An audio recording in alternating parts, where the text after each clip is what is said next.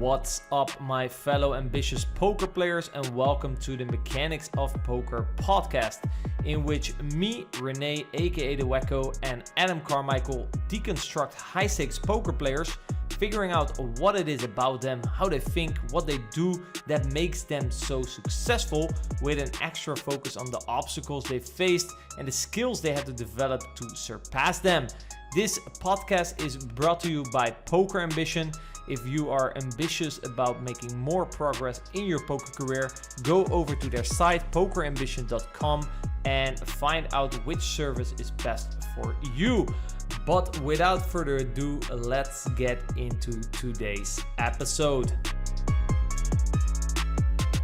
Hi there, fellow poker players. Welcome back to another episode here on the Mechanics of Poker podcast. Today, episode number 5. Today, we have another high-stakes cash game player on, tuning in live from the beaches in Brazil. When he is not at the beach, celebrating carnival, drinking caipirinhas while cheering on his favorite football club, Grêmio, he plays 6max and heads-up online cash games all the way up to 25.50. He is the co-founder of the Brazilian poker crew. We're talking about Mateus, Zinhao, Carrión, Moraes. I hope I pronounced that correctly. Adam, what are you looking forward to talk with Mr. Zinhao? Well, first of all, I'm impressed with that pronunciation. I'm sure it was close. Thank you very much. Very good. And yeah, I'm excited to get this guest on today. He's had a very diverse background, from MTTs to cash games to a staking stable. He had a background in business and went to business school as well. So I'm really interested to hear how he's been able to transition through the stakes as a poker player and all the shifts he's made and the growth he's had to do in mindset and performance to get to the top. So yeah, lots of topics to cover, and I'm excited to see where this conversation goes. How about yourself, Rene? What are you looking forward to today? Well, for the loyal followers, probably already know, usually before we have a guest on, we make them fill out some questions so we can kind of get an idea of what to talk about, if there's some interesting stuff. And he was actually the first guy to have filled in a lot of things differently than the rest, I would say. He labeled himself a bit more as an exploitative player, always trying to find an edge over his opponent, likes complicated strategies, whereas usually people that have come on the pod so far are very GTO oriented, try to play their range well, use simplified strategies. So I'm very curious to dive a little bit into his playing philosophy and also his coaching philosophy, and see why he chooses these kind of strategies, why he thinks this gives him a bigger edge than maybe simplifying or playing more pure GTO strategies, basically. So without further ado, let's have him on. Welcome, Mateus, Zinhao, to the pod. Thanks, man. Appreciate a lot to be part of this podcast. Thank you for the invite, and let's do a great job. No worries. Or maybe I should have started as they taught me in Rio. E aí, meu irmão? Tudo beleza, cara? E aí, meu irmão? Como é que você tá? Tudo bem? Tudo beleza, tudo beleza. For the Brazilian watchers, you know, this is how they how Brazilians speak when they meet up, or at least especially in Rio de Janeiro, where I have quite a history. Very slangy city, right? They talk extra slang compared to the rest of Brazil. Yeah, they're like the most ones, the ones that do the slangs like the most in Brazil, for sure. Yeah, they really love it. Some people even exaggerate. They cannot say one sentence without slanging or swearing. They love to slang and swear. Yeah, it's. Where are you from, in Brazil? I'm from the south, like the very south. Santo Ângelo. Is it Rio Grande do Sul, one of our states? But I live in Curitiba. That is Paraná. That is south also. Another states from the south. And I lived there like from my 7 years old, so 1997, so long time ago. I'm basically a Curitibano, guy from Curitiba. Curitibano. Yeah. And I checked out your Instagram, a big Grêmio supporter, I saw. Yeah. Grêmio is from this other state that I told you, that is Rio Grande do Sul, and I'm a very, very big fan. Yep. Just like all the Brazilians, right? They love football. Yeah, I love it because I saw you do it a lot with your girlfriend, or actually fiance, I should say now, right? yeah, exactly. It's very common in Brazil, it's like you go with your girlfriend, watch football, drink a beer. Where it's, in the rest of the world, it's more like sort of a thing you go do with your friends, with your male friends, basically. Yeah, But I love it in Brazil. It's a couple thing. yeah. It is. I mean, it can be both.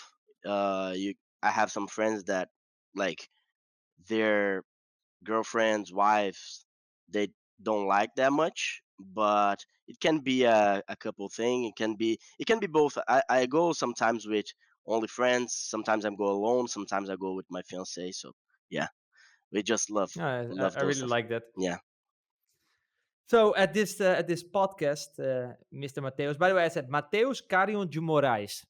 Correct yeah. pronunciation? Mateus was south accent, and Mateus is like more a Rio accent and northeast accent. So you can say both. Mateus. But yeah, I would say Mateus Carrión de Moraes. Mateus. All right, Mateus. Yeah. Mateus. Well, this podcast, we are generally very curious how long it took for players to get to high stakes, right? It's something that's often forgotten. You see players at high stakes and you kind of assume that they were always there, but usually there's quite a road before, right? And we like to ask the guests that we have on how long it took. You answered around 6 years, which is so far what I've seen quite normal, maybe even a little bit on the shorter side. We are obviously very curious to talk about this journey in this podcast. And I wanted to start it off with another common theme around poker players that we have had on, which is that they were very competitive. You mentioned sports, tennis, football, as they say in Brazil, and games, Counter Strike. Could you talk a little bit about those times? Yeah. So very nice question. Um, I started very early with sports, like getting in touch with sports. So I started football at when I lived in Rio. So I lived 2 years there also when I was very young. So 6 years old, I started with football. 7 years old, I started with tennis, and I started to appear in competitions, especially in tennis, more or less like with 9, 10. And my career wasn't that long, but I was like always there, playing state the competitions on the state, some Brazilian competitions also. And actually, I always had that in my life, like that competition. So I started with football, then I went to tennis. I did both like in the same time. And I remember that when I quitted both, like with 14 years old, then I started Counter Strike stuffs. Then I started music also that I didn't mention, and I think it's something a little bit different, but it have a little not the competition itself, but the learning process. I think it helped me a lot. So my life was always like changing about competition, a little bit of music, and like the passion of football also. So Grêmio is in my life like since I know myself. So yeah. Yeah. So when you basically mentioned music, you don't necessarily mean that you are very competitive, but when you do something, you're very driven to get very good at it. Yeah, I would say that. And it was something very curious. Something that I think it's very curious is that I worked with music, like I played in nightclubs, etc. since 14 years old, 14, 15, 16, 17, 18. And then I stopped for a bit, worked in another stuffs, and then I got back as a manager of a band. And I remember that feeling of like missing competition.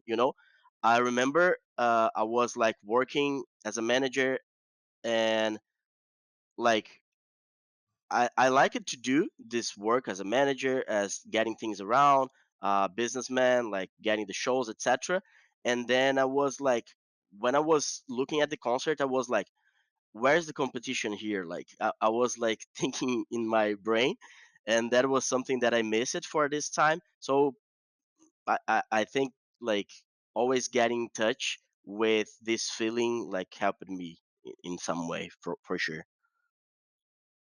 You are you a good loser?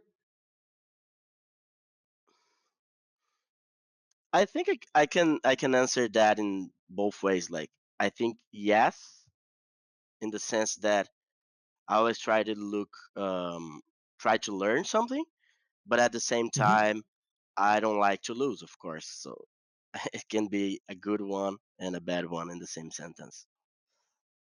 I have to ask that because for the people who don't know, I'm married to a Brazilian, and when we play games and she loses, I have to go hide, especially if I'm the one beating her because Brazilians, they're quite expressive with their emotions. So if you have a sore loser, Yeah, competitive Brazilian, I can imagine you smashed a lot of things along the way, or you're not that expressive in losing. yeah, no, I smashed a lot of stuffs like my hand, mouses, a lot of stuffs in my Okay. career. Yeah. Uh, when you so you said that you were a manager at a band, but you kind of missed the competitive nature. Was it the same time you were playing Counter Strike? No, no, Counter Strike was earlier. Like I played Counter Strike. I think uh, from started with 13 years old, kind of the same, kind of in the same time frame that I was like playing football and tennis. I played both like for a long time, and then I kind of quit it because I was like a little bit done with that. I was a little bit burned out of doing a lot of stuffs, and I started with 7, so you can imagine for a kid like 12, 13 years old, I was like, I don't want to do that anymore. I just want to hang out with friends and do something that is more funny. And then was I don't know if it happens in all of the world, but in Brazil there was a big explosion of like LAN houses, like a lot of LAN houses going everywhere, and we used to go there. So I think that inflation for sure like my burnout out of sports, and I just wanted to go in front of computer and playing Counter Strike, etc. Then it started like Counter Strike teams, etc., and started to compete also. And then it was like I played like for 2 or 3 years, like till 14, 15, and then music go went on in my life. So I always had like uh, something to input my efforts in a competition way, or I always had something uh, beyond like school. So to Hmm. input like some activity that was like first tennis, then football, then Counter Strike, then music, then poker, then music, then poker. So my life was basically it, and always like looking a lot, watching a lot sports. So I'm a big sports fan. Also, like I watch all of the sports that you can, like Olympic games. I always watch everything. So I'm very addicted to to watching sports, and yeah. When you were referring to like sort of it as a burnout, you think sometimes, especially when you're at a young age, you maybe just like, you just start to play tennis or football or Counter Strike because you like it. Do you think at some point that competitiveness kind of got in the way of it became no longer fun for you because everything had to be done at a competitive level? Yeah, I think yes. I always I remember a very deep feeling that I had like in my 7, 8, 9, 10, 11, 12 years old. That was like I was Wednesday, I went to football. Uh, Thursdays, Tuesdays, and Thursday, I went to tennis classes. So I played both, and then Friday I did like one of each, and weekends always some competition. So I remember that the burnout came like when I think I was 13. Yeah, 13 years old. Then I was competing at a tennis smallest tournament, something like that, versus a friend of mine that I used to train with him. And I remember it was like December. Uh, my classes was gone. Like I was always like a good student, so I never went like I don't know how to say that in. I don't know how. Skip the classes. Yeah. I always like ended the year without having to do those extra Hmm. tests, etc. So I remember that I was like done with everything, meeting Counter Strike, and I just wanted to like rest and to stay in my home, um, like playing Warcraft, playing Counter Strike, those games. And I remember I was like playing a competition versus him. I remember that I won the first set in the tennis, and I was like so done that I was like losing the second set, and I say, "Hey man, I like to my friend, I don't want to play anymore. Like you can won the game. You Like can have it. you can have it." And I left like in the middle of it, and I said to my dad like, "Dad, I don't want to play. At least I just want to rest. I just want vacations." And I started to be more like a um, computer games fan, and then I quitted like soccer and tennis. Then I went like to play recreationally, but never went to that professionally anymore. You had any trouble then if you afterwards, if you play something competitive and try to become really good? Do you have trouble to afterwards then just play it for fun, knowing that, for example, if I really like to play football as well, and then sometimes when I go play, I'm like, I want to play more than once a week because if I play, then I can be better. And sometimes it can frustrate me. Like my head wants to do something, but then my feet, they say, that the ball goes completely somewhere else. I'm like, oh, if I would play more often, I can get better at this. Yeah, I definitely can relate with that feeling, because um, I can say that it happened to me with Counter Strike nowadays. Like my I have an older brother that he is a doctor, and he loves Counter Strike, and he plays with guys that are like first, like my friends, like they're friends also, but they're like my friends from the school, etc. And they love to play Counter Strike, and they say always say to me like, "Hey man, let's play with us." And I like stay.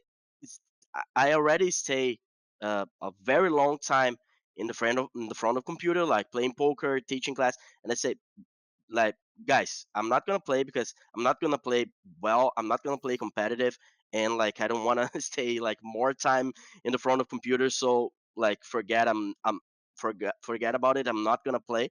So definitely, I think the both feelings, but definitely not being able to be good at it at some level.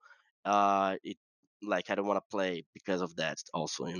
Yeah, it takes the enjoyment a little bit out of the game. I played a little bit of Counter Strike myself as well. But you are probably even younger generation. The 1.6 they called it, right? Counter Strike Yeah, 1.6. yeah, 1.6. Actually, I did the how do I say?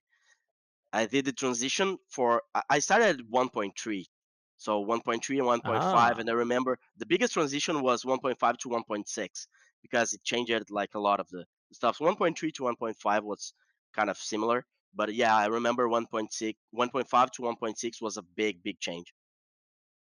and then you even which one came after that? Then Source. yeah, I think Source came Yeah, after that that. that is the one that I played quite a lot. Yeah. But I remember then I later I played it again, and then you hear in the chat all this like 12-year-old kids giving you headshots all the time. No fun. Yeah, Like, yeah, yeah, yeah. come on, I'm getting outplayed left and right. Yeah, Especially if you like to win, then just yeah, sitting in there and just getting headshots within a second. Nah, they just forget evolved it. so much. I remember that when I first got in touch with that was at LAN houses, so we played as our friends, etc. And I remember in Brazil, it was like I think it was 2001, 2002, yeah, 2001, 2002 when I started playing. And I remember that like at least in Brazil, we didn't have like um internet that you could like stay long like we stay nowadays. Like you gotta like dial up internet. I don't remember. Yeah, dial Yeah. up. Like you got a call. So the internet was very bad, so you couldn't play in your house. So you just went to LAN houses. So I remember I stayed like long frag nights. I don't know if you guys had that Yeah, yeah, yeah. in your country. So yeah, we just had like a lot of frag nights, and I remember that when ADSL modem get to Brazil, like 2002, I don't know, like it was a big thing, like, oh my god, now we can play like from our houses. Then I started to like to play in my home, and then like this generation came after, like that everyone just plays in their houses nowadays with awesome internets, etc. Long live ADSL to bring us Yeah, online long poker. But I can for definitely sure. also relate to that. What you're saying. I remember I used to play a lot of video games. I used to play a lot of FIFA. Hmm. But then when I started to play poker, online poker professionally, you already spent so much time behind your computer. It's like when I'm done, I don't really feel like playing another game behind my computer. It's like it's Yes. no longer relaxing for me. You're already so exhausted. Also what you said with the coaching as well. Like everything you do is already behind your computer. You also live in a beautiful country to go outside, right? Go visit the beach. Lovely weather. Exactly. Even though when you live in the south, it can get a little bit chilly. Yeah. Uh, but still, very nice and sunny weather. I'm sure Adam can also relate to. I mean, you were competitive in running, if I believe. I was. I had a similar kind of sports background where I did more sports at school. And my parents, my dad in particular, used to be a middle distance runner. So he got me into the running club at about age 11. And I was better at that than I was at the other sports I was trying. So because I was getting a few wins under my belt, I decided to train kind of full time middle distance running. And yeah, I competed in events around the country for about 8 to 10 years up until I started poker really in 2011.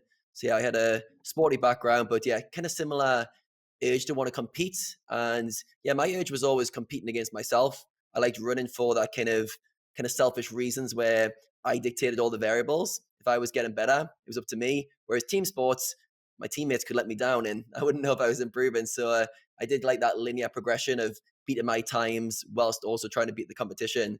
So I'd like to know with you, when you're very competitive, you said, yeah, because you got drawn to competition. What is it for you about competition that you feel resonates with you? What do you get from being in competitive environments that gives you that feeling of being alive at that age? What is in the competition that I like? Oh, nice. Um, well, I gotta think about this one. I was kind of relating with you in the sense of um, what you said about yourself, and like that your teammates could like mess up with your results, etc. I had this feeling exactly on the band that I told you guys. Like I was managing the band, finishing my university, and I was thinking like, dude, like those guys are like, because it wasn't something like very professional. Like in my band, there was guys that had like their main work as another stuff, so I couldn't some stuffs. I couldn't handle that. Like I couldn't make that like the main thing for them. So it was very very hard. And I remember like I already had in contact with poker, etc. So I was thinking about something like I want to do something that is up only to me, like only my efforts, and I don't want to like depend on any other person. So that was Mm, very very related. I know it's not related to your question, but what I like in competition, I could say like in individual competition that only your effort, it's what like it's only up to you. So you're 100% responsible for your results, unless like of course like short terms variance, or especially on MTTs that you don't get like this 100% full. But what I would say to individual competitions is that in competition itself, I'm really not sure.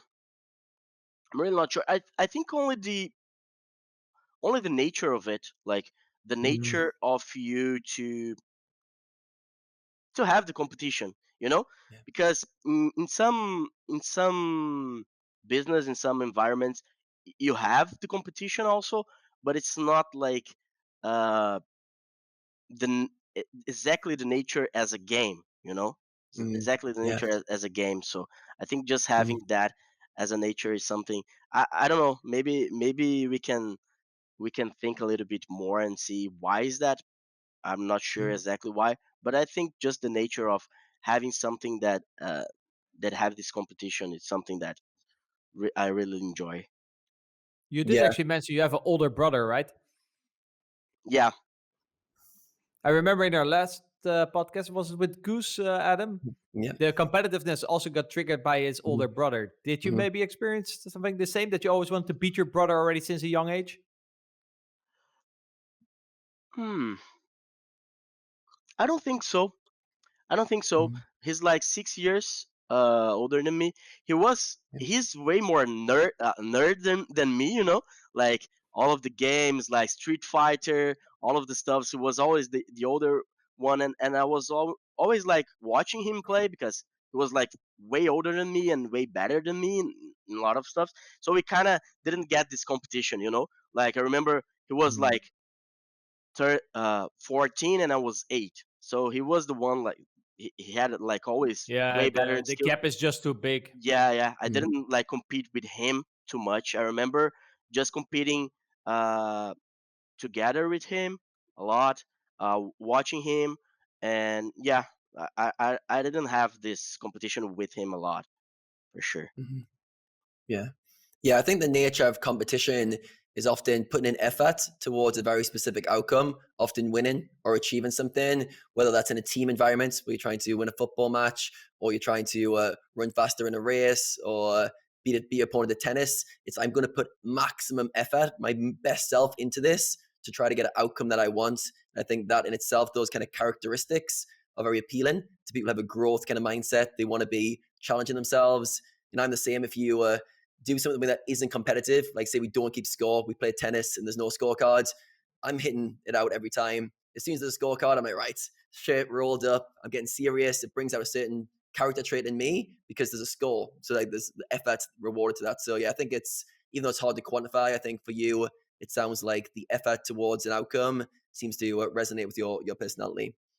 All Nice right, so man. let's transition from your Counter Strike days towards poker. So we've got this kind of competitive kids. We've got playing football and sports. We've got going into Counter Strike in your kind of early teen years. Talk through like when you started to transition out of that, or was there any significant parts towards your late teen, early 20 years before you got into poker? Yeah, so basically my life was like uh, I met poker with 15 years old, and it was just a fun game, meeting with the guys in school, etc. And I remember like my actually I had contact with my brother first in 2014, but it was very small stuff, and then we started playing like in 15, 16, 17, and I remember that I had contact with guys that went professional super early, like our friend in common, Rene, Vitinho, and Yuri. You guys know Yuri Zivilevsky, and he's like one of the best players in the world of MTTs. The nerd guy, for the ones that doesn't know, he's like he was in my band, one of those bands that I played. He played with me, and I remember that he's like 1 year um, younger than me, and then he started to do this transition to poker like even early.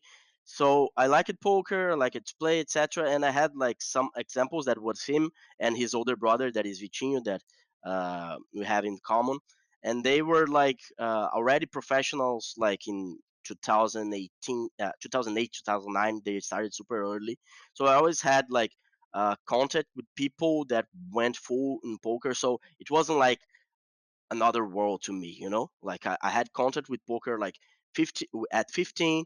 I remember my brother watching like Moneymaker Boom, my brother watching on ESPN. So it was like, okay, this is a game, this is a ability game, or whatever, a sport, whatever you want to call.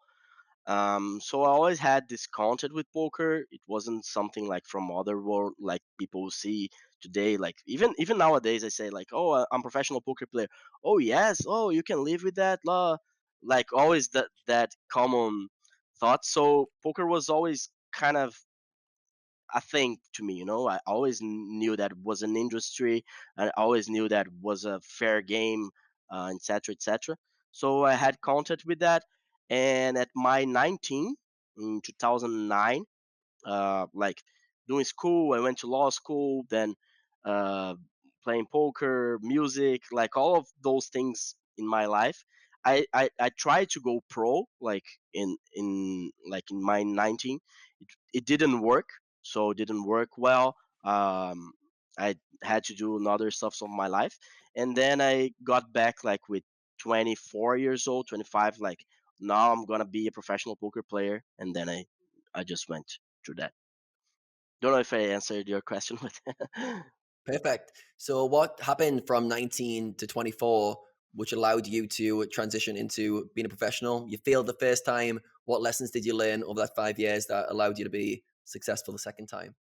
I think just mature, like to be more mature. I don't know exactly why. I finished university. I remember that in 2009 I had a ex girlfriend that she wasn't any supportive. Like, of course, our family, like I lived with my mom. My mom and my dad, they're both like militaries, so they're like very safe with money, like getting a salary, etc., etc. So that was always a taboo for me, like to be entrepreneur, and I kind of always had like the soul of entrepreneur or of going like uh, I never liked this idea of like just being like super regular in something, you know. I always had that in my mind. And when in 2009, I remember I played sit and goals and MTTs, and I remember this ex girlfriend wasn't like any supportive, like, oh, poker, what the fuck is that? Like, she was like, she hated it, and I kind of was very influenced by that. And for sure, I didn't have the professionalism required for sure also. And I think I just had to do like normal things in life, you know, like got a regular job, to get a degree in university, to do the things that your family want to do, like your mom, your dad. My brother was like doing medicine. My dads are dentists and military, so I kind of had to be part of a normal stuff first Mm. to be able to do something else. Maybe No it's pressure, no pressure. yeah, no pressure. Yeah. Yeah. So yeah, it was kind Yeah, of it's that. interesting. Sometimes we've got to please those around us, tick a few boxes, and almost like, Hmm. yeah, please our family, our friends, and then we get to decide what we actually want to do. It sounds like for a long time you had your own inklings that you didn't want to be in like kind of a safety first job occupation long term. So for you, when you were 24 and things started to work out, what were some of the early kind of expectations you had at that stage? Because you had some friends who obviously were professional a lot younger, so you had some role models to look up to. What were your early expectations at 24 when you were starting to figure things out when you went pro? Oh, that's a very cool question. Very interesting ones, because yeah, I felt that pressure because all my friends had like regular jobs, working on very big companies, etc. With like, so I was always very confident. I always had a very good confidence, like in myself and in my potential. So I expect to do that, like, and to be very successful, like from the beginning. Like 2015 I started playing mtts, and I had a very big expectation. After the first year, my first year, I think it was good, like if you're going to compare with the average, but it wasn't like super. And I was like expecting the stuff to happen a little bit faster. So it was kind of and I changed it to cash games. So when I changed it to cash games, I think my expectations wasn't that huge. I just wanted to, like you said, like just pay the bills and etc. And things, like, I think if you're gonna compare to when I started, like in 2015, I think it was something that I aimed more, like where the things went. Uh, I think it kind of get there. But if you're gonna compare like with my second year, that was when I changed it to cash games, then definitely like it went way better than I expected. So I had the both feelings. But when I started, I had very big expectations. Not to make millions, not to be like playing high stakes, but to be successful, to have a good life and to earn more than the average job that I could make with my uh, to with my business degree. Mhm. Were there any challenges you ran into in your first or second year, either when you were playing MTTs or when you transitioned to cash games, which made you maybe doubt yourself and question? Because it sounds like you had a kind of inbuilt self confidence that you were going to be successful one way or another. Did that confidence get shaken at any point in the first few years of your journey? Just the reality, because when you're looking from outside, you can think things are easier, in the sense of getting that long term or getting the results, because you in poker you just do a lot of work and you do a lot of researches and you study and you play and study you play, and you think you deserve the stuff like faster than you actually get it. So I think it's just the reality and just uh, the daily basis work that I just face it the reality, and then see like, okay, it's not that easy, it's not just in putting the work every day, like it is, but you gotta wait for the long time. You, you need to get the hours to get to get Mhm. very good. So I think I just was, when this first year passed, I was just happy if I could like just stay at a normal level. But then the it kind of the things happen. I see as the things happen a little bit with a delay. Sometimes you're just okay, I'm good with that, I'm good with what's happening, and then you just, oh, okay, I'm gonna play a little bit higher. Okay, I'm crushing. Okay, I'm gonna play higher, and then the things start like, okay, like the things are happen right now, like I didn't expect that to happen anymore, and it's just happening. Like I don't know if I could explain pretty well what the feeling. Perfect. Yeah, I completely agree with that kind of philosophy where you've got to put the work in, you've got to be patient, and sometimes life works with this delay effect where you don't get the rewards up front for your efforts. Then all of a sudden, a few dominoes fall over, and before you know it, you're getting more success than you expected because you've put the work in earlier. And sometimes it's a frustrating process because as you're putting the work in early, you're not getting the results. I work with players a lot on this topic where they're getting frustrated because they're putting effort in and they feel like they're doing everything right, but the results they're getting back aren't in alignment with what they think they should get. And it's a very frustrating period. But like you said, that delay effect, I like that even terminology, because if you can install that into your kind of belief system that life's got this delay effect, if I work hard, I'm not going to get the instant rewards, but if I just keep at it with a patient mindset, I will get to the outcomes I want eventually. So yeah, I like that philosophy.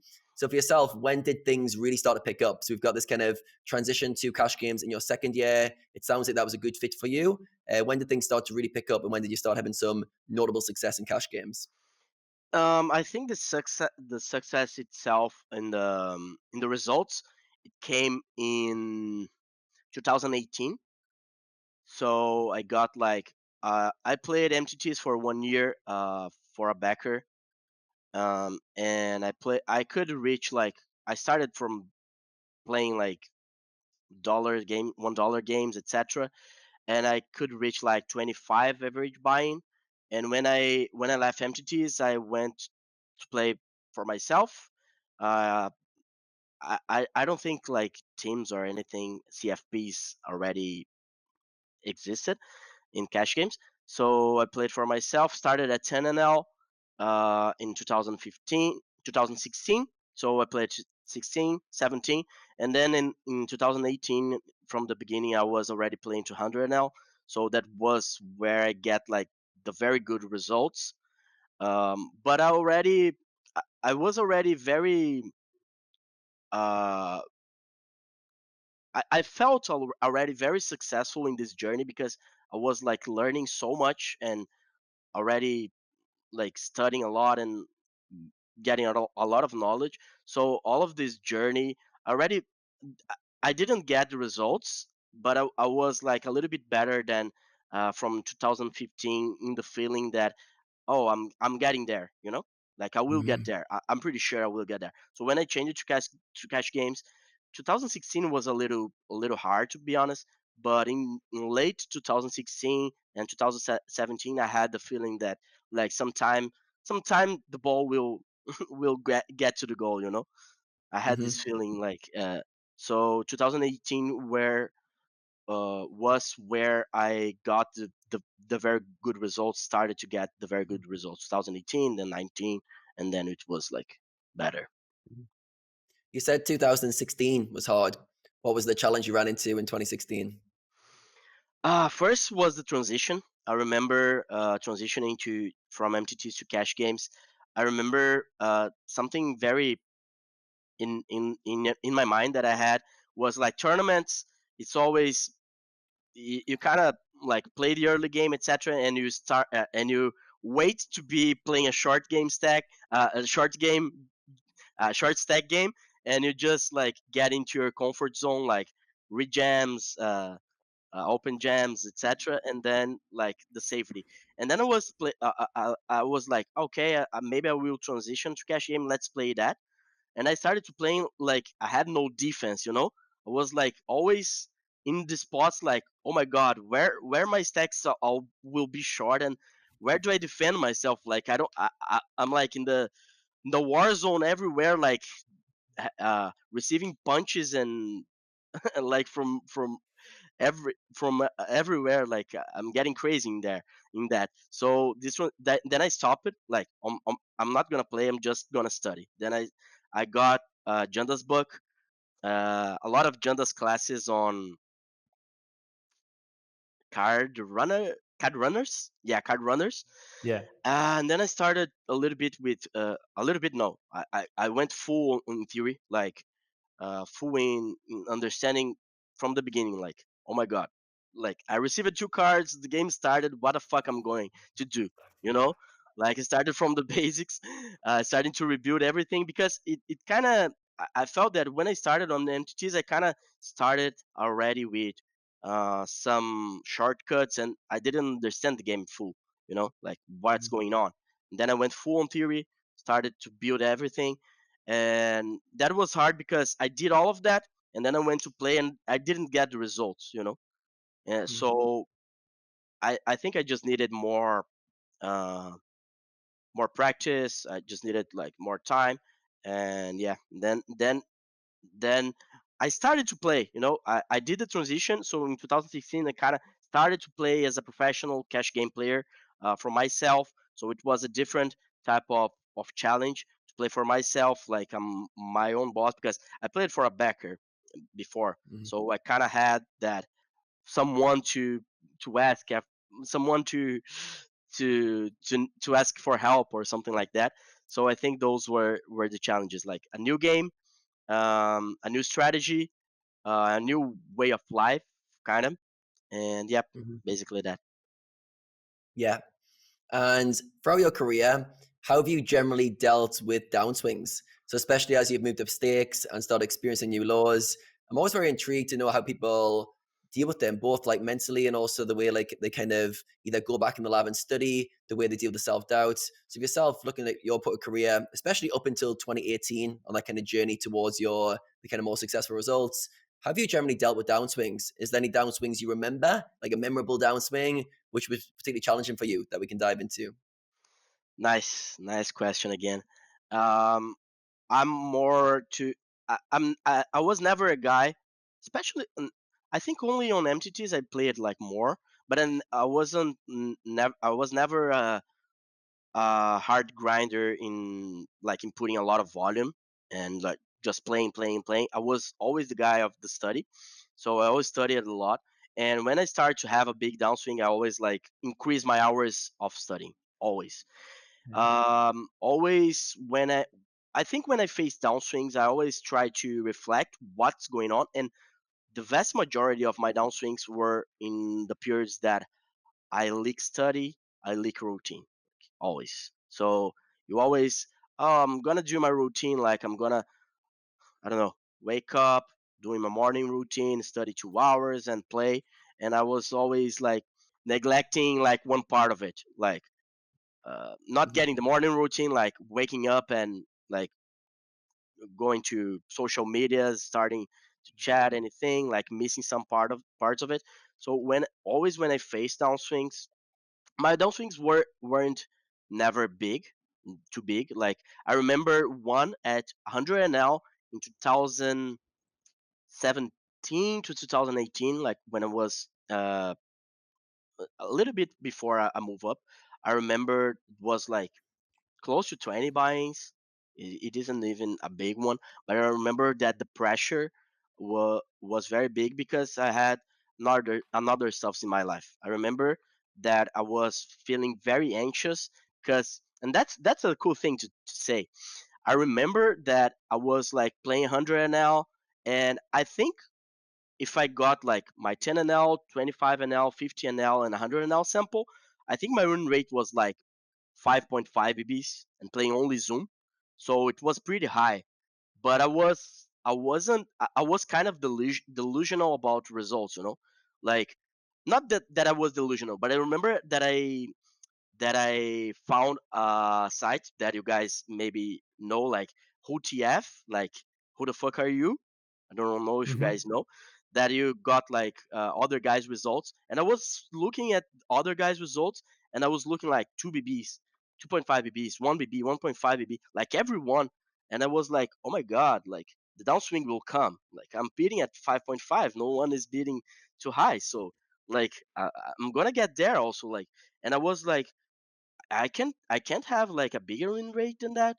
So I started to have a downswing, and then like all of those feelings, like a lot of anxiety, like oh my god, I'm not gonna get there. I'm not gonna have 5 BBs of win rate. I'm not gonna have four. I'm gonna have like 1.5 or two. Like all of those guys are having that, like to see how the other guys are doing.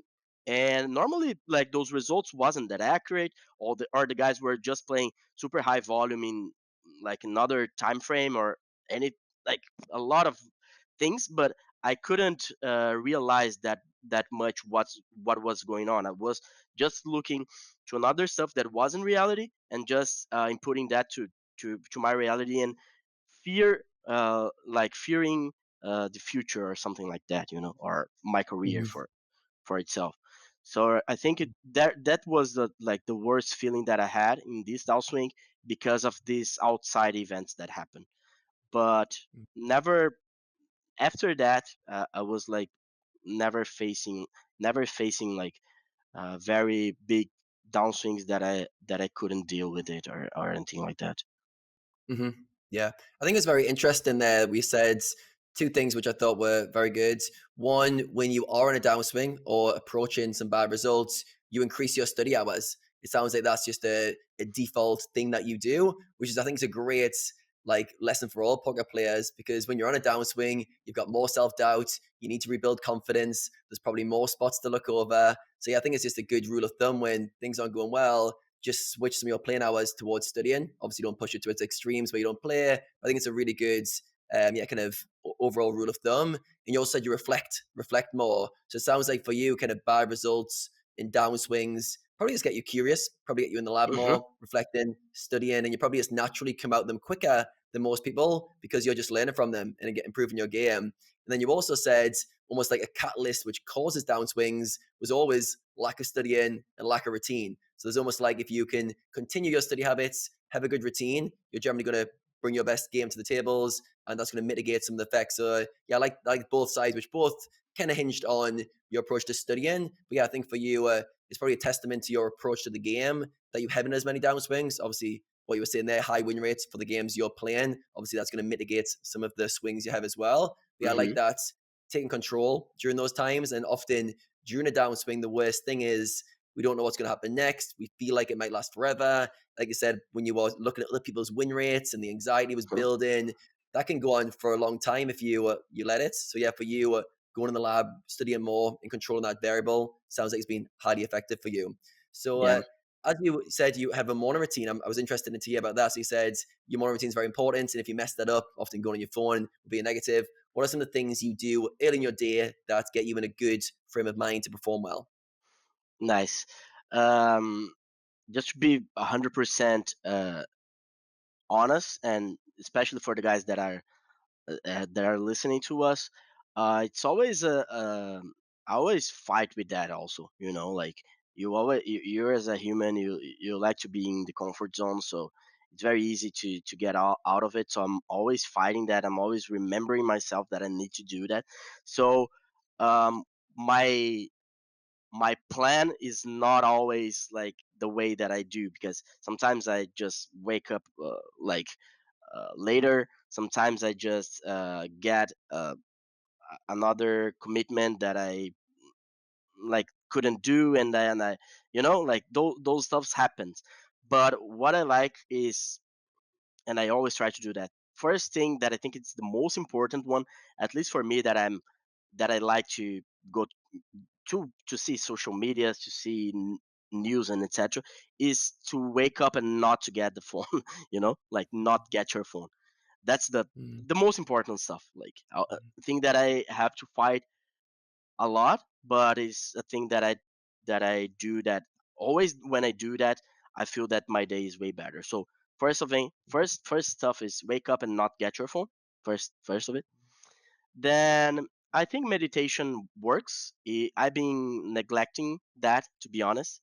But I think there's not much stuff. Just waking up, feeling well, not rushing anything, not one like if you wake up and you have, not that you have a commitment, but you have something that you gotta do in that day, just don't rush to do that.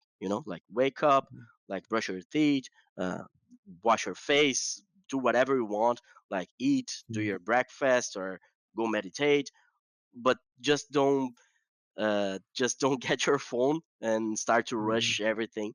So I have a very basic one. I wake up, I brush my teeth, etc. Do my like I don't get shower or anything like that. Just eat my breakfast. Try to get a little bit of sun or meditation. Not always I can have it because I live in Curitiba, as Rene knows. So it doesn't have we don't have much sun.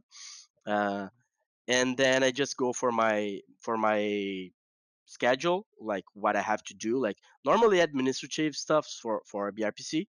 So I do all of the stuff, and normally I have coaching to do, so I start to go to my coachings, or if I have like study session with Saulo, or if I have like um session for myself. So I do all of the things that I got to do. Normally, like my days, like there's days that I only coach, there's days that I study and play, there's days that um I do both. So normally I do my morning routine, as you said, and then I start my day with like the things that I gotta do, and then I just follow my schedule. But I have a schedule like for every day. I think that's good to point also.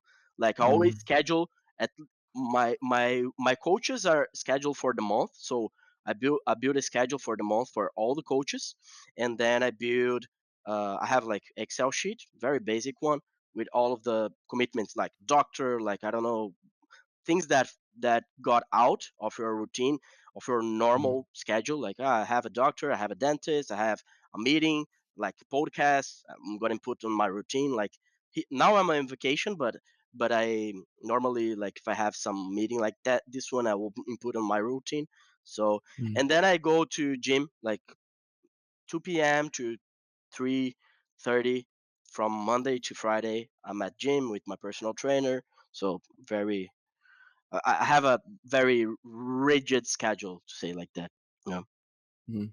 Yeah, very interesting. And yeah, I like what you said about often it's the things that we don't do, like don't check your phone, don't rush. And I think often we can lose our days, or like at least lose momentum in the day so quickly in that first kind of 10 minutes to an hour. And it's really hard to get it back. If you start your day in bed on social media, you might think it's going to be 5, 10 minutes of your time, but you then try getting back into a productive path. It takes a lot of willpower and a lot of kind of mental bandwidth just to get back to where you were. So yeah, I think often we can double down on like good habits, like you said, meditation, going to the gym. But first of all, we need to make sure we're not shooting ourselves in the foot by kind of checking phones. And yeah, I've had a rule for it's probably 4 years now where my phone's on airplane mode for the first few hours of my day, and that's a good like kind of protector for me. If I pick up my phone, it's like, oh, there's no notifications, because I was a sucker for responding to people instantly. Now I'm kind of off the grid early. It's just peace of mind to get going with the things that are most important. Then it sounds like you've got a very good structure in terms of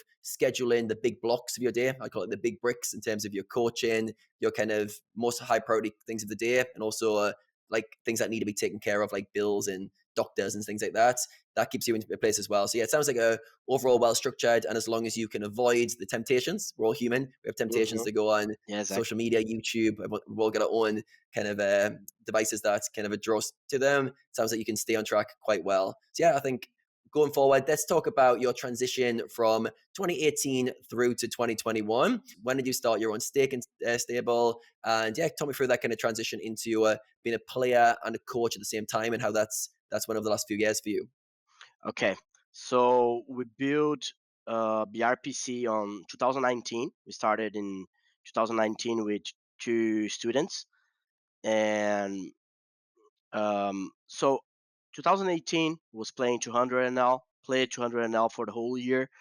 2018, 2019 also started it at 200 NL, and then I think in the middle of 2019 I started my transition to 500 Zoom, and I already had some. We call it in Brazil we call horses, but I'll call players because I think it's better. We had some players, and then we started to build the company.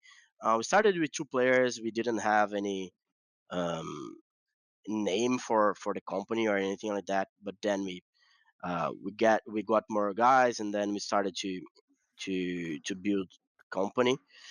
So 2019, I was already coaching, like giving private coachings, so I already had a schedule, kind of that. But then the challenges became like way bigger. Like when building a company, you gotta like there's so many stuff that you gotta do that is like uh, it's crazy. Like the amount of stuff. So all of my high stakes journey was always coaching, having the company, having administrative stuff, and playing. So that's why I nowadays I can't have like a very big volume, and I'm like that's my biggest league for sure. So I started playing 200 NL on 2018, 2019, 200 NL to 500 Zoom, and then on late 2020, yeah, late 2020, I started with uh, bigger shots at higher stakes, and the transition to 500 Zoom to higher stakes was tougher because I was also transitioning from Zoom games to regular tables. So that was a very big that was a very big challenge also because uh, like the nature is of the game is very different. You gotta not that you gotta table select, but you gotta open the tables. Then there's like this effort, another bigger effort like inputted on the games. But it was always like that, like having a time to study, having a time to coach, having a time to got administrative parts of the company and playing. So it was always like that, and always climbing, always trying to climb the stakes. And from 2020 late, so all 2021, I'm playing basically only high stakes. Awesome. So any challenges did you run into whilst you were trying to move to the high stakes? That transition from the Zoom games to the reg speeds, did that have any obstacles? And also, it seems impressive that you were both climbing to the high stakes whilst growing the business and solving all the business problems simultaneously. How would you divide those? Did you have certain parts of your week which were more business related, certain days where you dedicated to poker? How would you manage growing the business at the same time you were progressing up the stakes as well? Nice. Yeah. So just being very, very accurate on your question. Mondays, I always only inputted like interviews, meetings, like meeting with marketing, meeting with our instructors of the team, uh, interviews, meeting with my associated Saulo. So that was always like that, like Mondays. And then Tuesdays, I always inputted more coachings. So Tuesday, like 3 coachings, for example. Uh, Coaching is always before uh, before my gym. So like noon in Brazil, noon like Tuesday, Wednesday, Thursday I'm always coaching, for example. Tuesday I put it more coaches. In Wednesday, like morning routine, coaching, gym, and then studying and play. So it's kind of very well structured. Um, to be honest, this year that passed, 2021, was the one that I worked the most for the team and last grind. So this was a very big challenge. I'm not the best example because I leaked a lot in that. Like I 2021 was the time that I inputted like the business and put it BRPC like in the front of anything.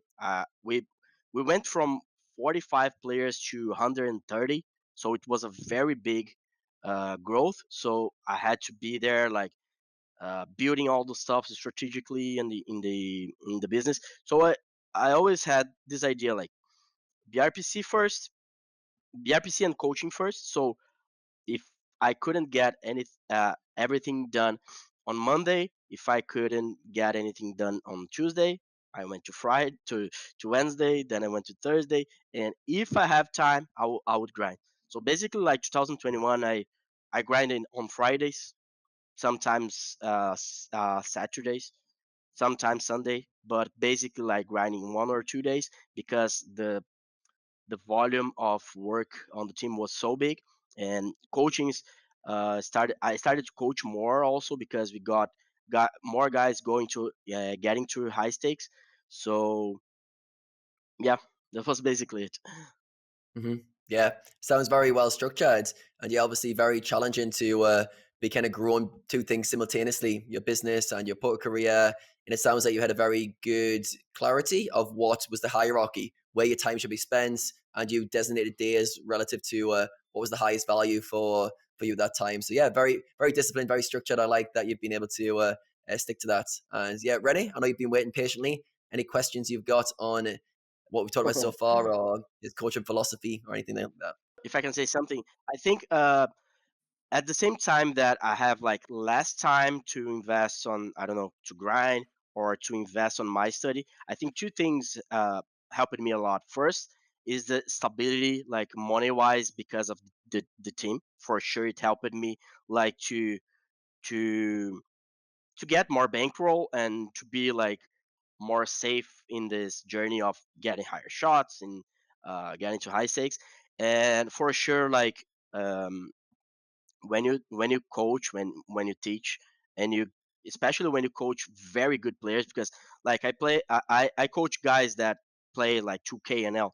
So to coach those guys that are very good, you always like you obligate yourself to be like studying a lot, and like because if not, like you're gonna get there and you have nothing to teach, or you're gonna be like uh suffering bullying from the very good guys. So you kind of you like you obligate yourself to just being being the top of the industry, like studying, and like you don't have option. So I have to coach the guys that are very good. I gotta have stuff to coach them. So it's like an obligation. So I think that helped me. Like it it it moved me from like no don't have don't having an option. Like I gotta be excellent, otherwise I'm fucked. I can very strongly relate to that when I started to do coaching. For sure. Also in terms of you're like, okay, now I suddenly have to explain other people how to play poker. Okay, and they start to think, okay, well, actually, what am I doing? And they actually say, okay, I think I'm doing this, and then someone points you out, yeah, but that's actually not really the way it works, right? And I'm like, yeah, actually, that makes sense. So you also notice a lot of own leaks in your game. Uh, and Yeah.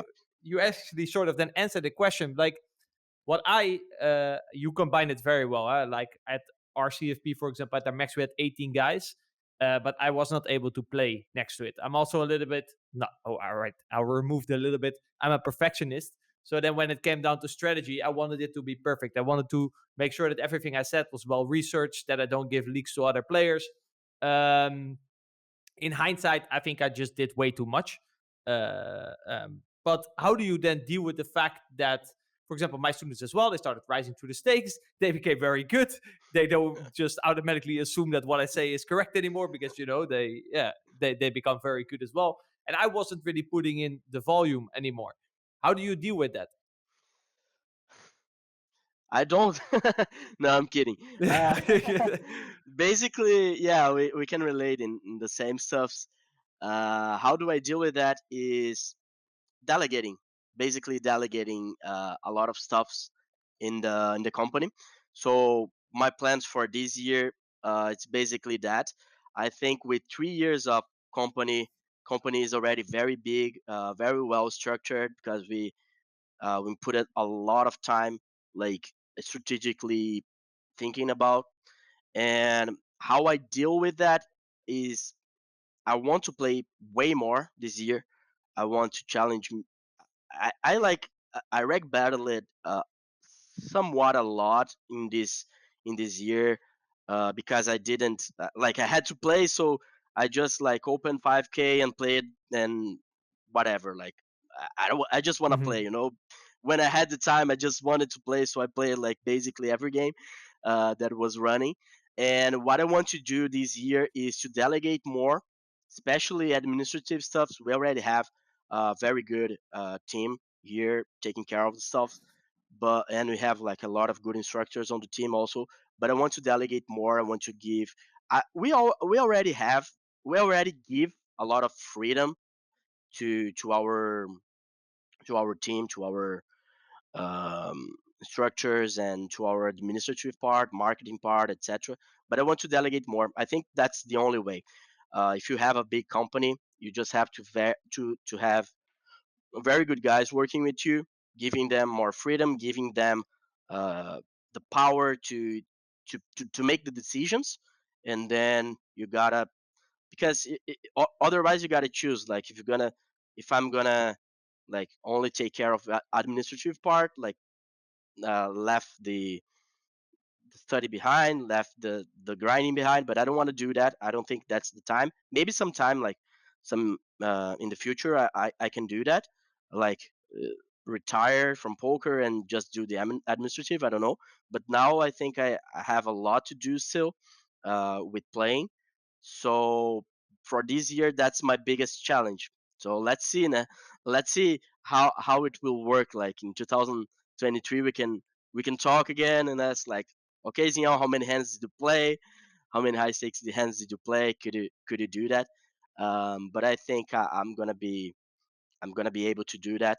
And yeah, I work with a psychologist also every week, so he helps me to do that. And I think it worth mention that, especially with Adam here. And yeah, I think that's. I mean, you have your routine. You already mentioned personal trainer. You have a psychologist. You build a team around you, which makes you function better. And actually, your co-founder Saulo Costa.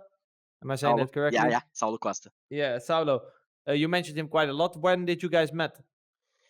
I met Saulo in September of 2017. That's very accurate. Day, time, Yeah, location. yeah. I always remember, like I always remember those stuff, like time frames pretty well. I remember he had a blog on Run It once, and I already uh, um, used to read that a lot. And then he made a blog in a Brazilian forum. Then I just messaged him. He had a study group in Skype, etc. Then I entered on this study group. We started to chatting, and I was really into MDA stuff that I got with Nick Howard. And then Saulo wasn't like very a very big fan of it. He wasn't doing that, and I was. And I remember he was crushing like 100 zoom, and then he started to have a big downswing. Then he was like, "Oh, let's do MDA stuff, etc." And I was like, "Dude, like it was 3 months ago. I said to you for us to do that," and he was like, this shit doesn't work, etc. And I was like, I mean, when you're upswimming, the necessity is not really there. But when you're downswinging, you're automatically more open to alternative ways, right? yeah, exactly. Then we started to work together. like we just we when I read his blog and he was Brazilian also, etc. I was like, this guy is very is very he looks like me, like how he deals with studies. He's like very organized. I think he's like cognition, or he's a smart guy. So I read his blog and I said like, this guy can be a good partner, you know. And then I messaged him, and then we could relate in a lot of stuffs. And then he had the idea of doing a CFP. He was like, man, Okay, yeah, because when you said partner, you mean study partner, not necessarily business partner yeah, straight yeah. away, We right? we just we were study partners before the Hmm. BRPC. Like 2018, we were studying together and exchange ideas. Like he was a friend for sure. And then he was like, "Oh, I have this idea of doing a CFP, etc." And I was with that mindset that I already told Adam. Like, I don't want to depend on anyone. I don't want to teach anyone. Like I was kind of arrogant. Like no one's gonna do like the work that we did, man. Like no one is gonna we're gonna learn that way that fast. Like forget that. Like dealing with people, you're crazy. Like I was very uh Skeptical. against. Yeah, I was very skeptical and Yeah. against doing stuff. Like I just wanted to do my work on my time, with my freedom, just playing my game and earning my money. But it was a nice surprise that I Actually, enjoyed I, the I, streaming I Fridays.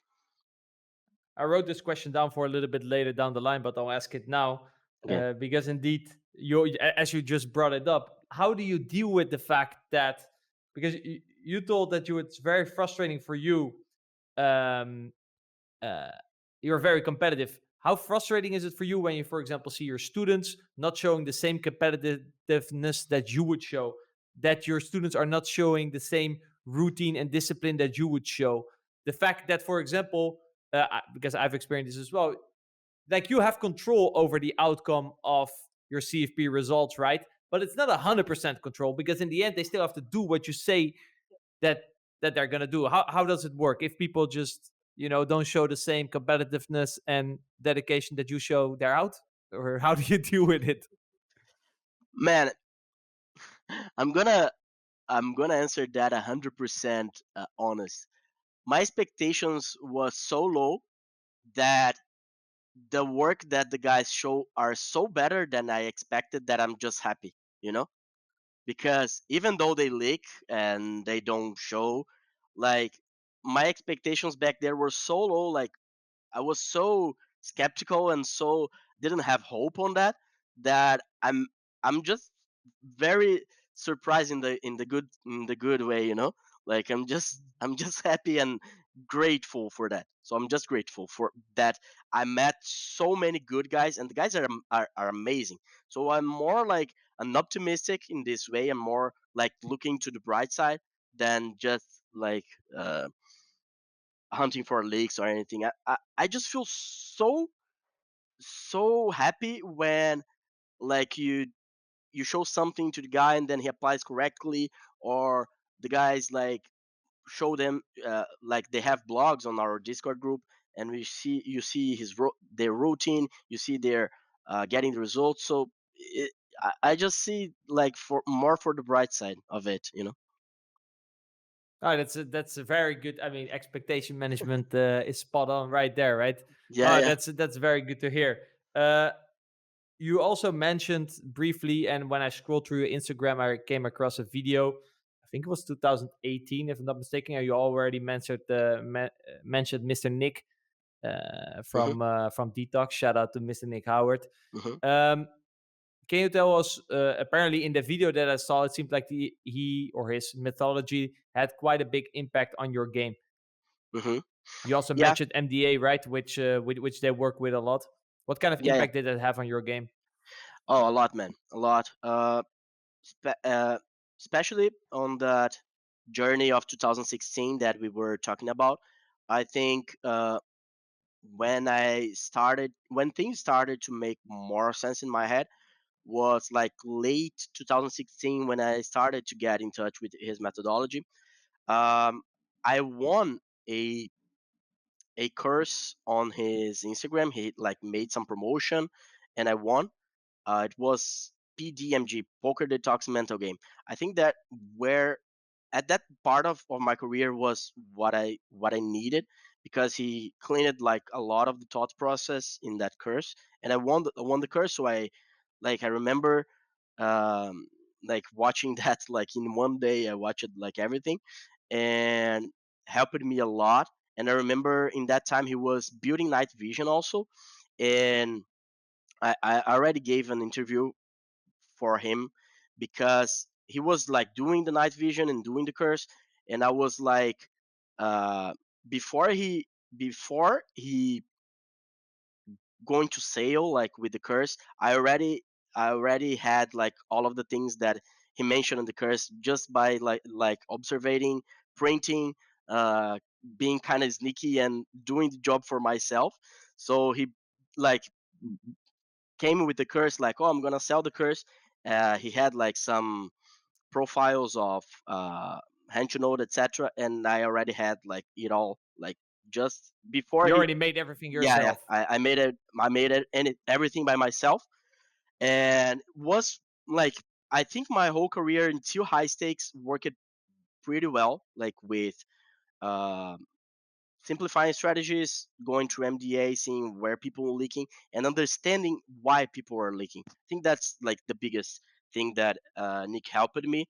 After on 500 Zoom, especially, things starts to get little bit tougher, in my opinion. So I had to transition to a more GTO and more balanced approach, and that's where I started to like inputting those stuff together. But yeah, he had a very good impact on our career. Me and in Saulo's also. I think like the way he thought about that was very very very like out of line, like very out of line in a good way. And you mentioned that because that was actually also a question I was thinking. Obviously, in terms of MDA, for the people that don't know what MDA is, it stands for Mass Database Analysis, and basically, it is you analyze data of your population, and basically you look for leaks, and if a leak occurs, you overexploit in that leak. For example, at a certain node, someone overfolds, so you overbluff. That's kind of how it works. You look for these leaks in the pool, labeled hotspots, cold spots, and you attack, basically, simply said. Obviously, if you play 10NL, uh, hotspot paradise, and then as you move up, the hotspots, they become less hot. They're like medium warm spots, and also a lot of them disappear, or at least you have to dig a little bit deeper, right? This is in general. If you look at poker 5 years ago, you could exploit people on very basic stats, right? If you had 8 stats, you could exploit people. Now you need at least 120, because the leaks are way further down the tree. They're more disguised, right? Mhm. You mentioned that when you then moved up to 500 Zoom, this probably occurred, right? There were less leaks. Was it then also a good time that you met Saulo, as he was, I guess, more theory oriented, where you were more MDA oriented? So you guys made like, I'm imagining Dragon Ball Z, two of these guys, they merge together, right, and become like a perfect version. Yeah, yeah. No, it was a little bit early. Um, I was very, I was like more MDA, inputting more MDA in my game, but I already had that very big, very good theory uh, background. Because I think if you, for you to understand deeply MDA, you gotta have like the theory very well based for sure. So I already had it. Saulo had more than me for sure, and then we started in 2017, and I think it could relate in this sense. I think you're accurate in this one. And then we started to study together. I was like more advanced on MDA. He was more advanced in theory, and yeah, I tend to agree with that. Yeah, I had a similar experience when I teamed up with It was with Explode 777. I don't know if you ever played with him. Yeah, for sure. Morton, who left the team early. I remember the team was doing quite well. Everyone was making good progress, and then Morton was the fourth guy in the team. He went to travel the world, and we all said, "Guy, you're crazy. We're at the breakthrough of our career." But he already talked about this Bitcoin and Ethereum thing a long, long time ago. So who was the stupid guy then? I guess it was us. As obviously afterwards he had skyrocketed to someone else. But he was like the Pio guy. Explode was, yeah. I mean, Explode is Explode. He's a special guy. He's probably listening. But he was definitely way more exploitive. I was also very exploitive, but I did understand. I was just getting into theory. And then when you put everyone together and everyone has a certain input, suddenly great things can happen. I'm a big fan of teaming up with other players, and especially players who have a different approach. Like For in sure. this case, easily set an MDA guy mixed with a Pio guy. You will get very interesting discussions. And the truth in poker is that Pio is not always right, MDA is not always right. It's always a little bit of a mix, right? So if you can get Yes. expertise from both areas, I think that's kind of when the magic happens. So after you started to implement MDA, after you started to meet Saulo and start to study with him, how was playing poker different after that compared to how it was before that? How did you experience playing poker? How do you experience playing poker? You mean the feelings of just playing in a feeling way, not in strategic way, right? Uh, That's right. That's what yes, you're but asking. usually the feeling comes after the strategic, right? Especially, for example, let's say Yes. MDA. What I think is good about it, it can offer you a certain amount of certainty that when you're in doubt, for example, to pull the Mm-hmm. trigger, the certainty in a certain hotspot in MDA allows you to pull the trigger, right? There's no mental blockade. As soon as you, for example, people have no trouble, Ethereum oriented people have no problem pulling the trigger with the best blockers, right? Mm-hmm. Because their Mm-hmm. knowledge about blockers is that big that if the spot comes off, they have the best blockers. They ship their stack in. It's the same with MDA. If you're in a spot and you know that the population overfolds 10% in general, your confidence is so high, so you have no mental blockades. You just fire every time it comes up. Nice, nice. So, did you experience something like that, Yeah, for or sure. how was it Like, for you? um, okay. So as I said, I built it up like late 2016. Was at 25 NL, early 2017, and I remember the feeling of getting all the stuffs done and then looking at that, and it was kind of yeah, it was a, like Nick said, like a blueprint that what you got to do. So I looked at it and I started to playing like with that knowledge already, like the areas that I could exploit in both ways, like for example, over bluffing, over folding, over calling, etc. And yeah, the feeling was that it was a total different game. And I when we teach that to our students also, they always relate that also, like, oh, it was like that changed my mind, opened my mind for a lot of stuff. So the feeling was very good because I already had that background of the curse, that poker detox mental game that I did with Nick, that helped me a lot with the thought process also. So it was very, how do I say, very very comfortable, to play, like very comfortable. Like I know what I'm doing. I'm 100% confident. The stuff started to happen a lot, and even in my interview with Nick, he said that he had the same lucky that run better in the beginning, like start to applying the stuffs and then started to run good. So that's very good also, because if you start to run better, you maybe like, oh, this shit doesn't Yeah, work, let's change. You lose you lose the confidence. confidence. Yeah, Yeah, the confidence is key. yeah, confidence is the key for sure. And then things started to happen, and I was like, after that, I was like, experiencing a way better experience of playing poker, because I was like, uh, trying to do this hierarchy of theory stuffs and then messing up, and then like making a shitty decision for sure. And then when things were more organized in the hierarchy of my thought process, for example, then I started to be like to inputting way less mental energy in stuff that that matter things. Basically, in your head, you're structured your decision-making process and you prioritize what actually mattered and thought to think about in the hand. And those were probably way less things than before. Yes, way less things, way more accurate, powerful. And then like went for like my whole mid stakes career like that, low stakes, mid stakes career like that.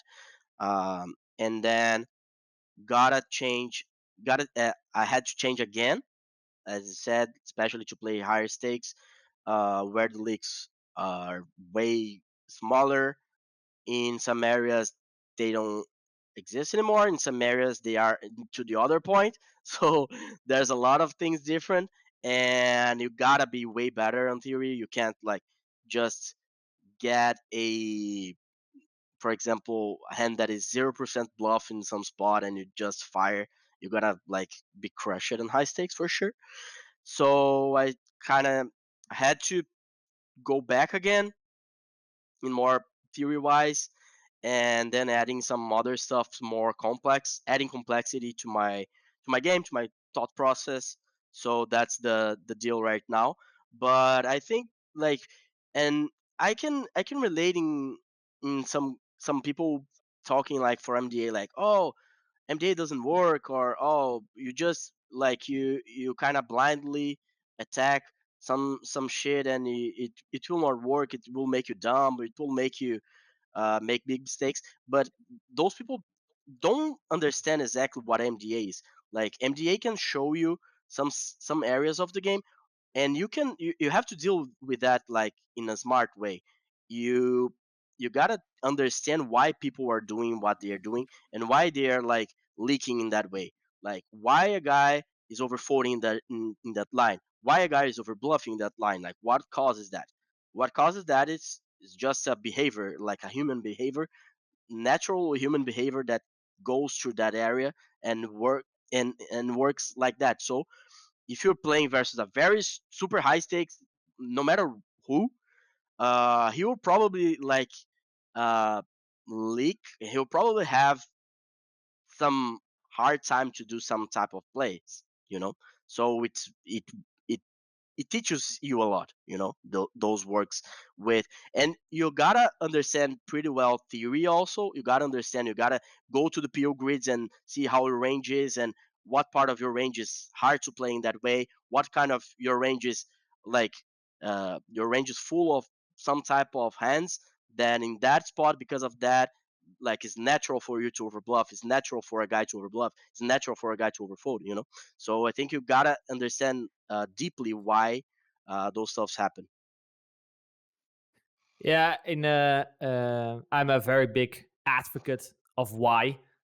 For example, in the program that me and Adam created in the technical section as well, instead of I've seen a lot of data in my life as well. I've studied populations, and it's indeed like the main takeaways I take from it are just bigger concepts like what leads to an overbluff spot, what leads to an underbluff spot, why is this an overbluff spot, and then basically you can just predict based on the variables. I think in our program we list like 8 variables, which are basically if all the variables go green, it's an overbluff spot. If all the variables go red, it's an underbluff spot. And obviously, still, sometimes 4 are green and 4 are red. What do you do, right? Then the spot becomes very close. Obviously, it's not like this is now like, oh, now poker became easy, because there's still a lot of factors that have to be taken into play. You gotta dig deeper. You gotta dig like every day. You gotta review spots every day.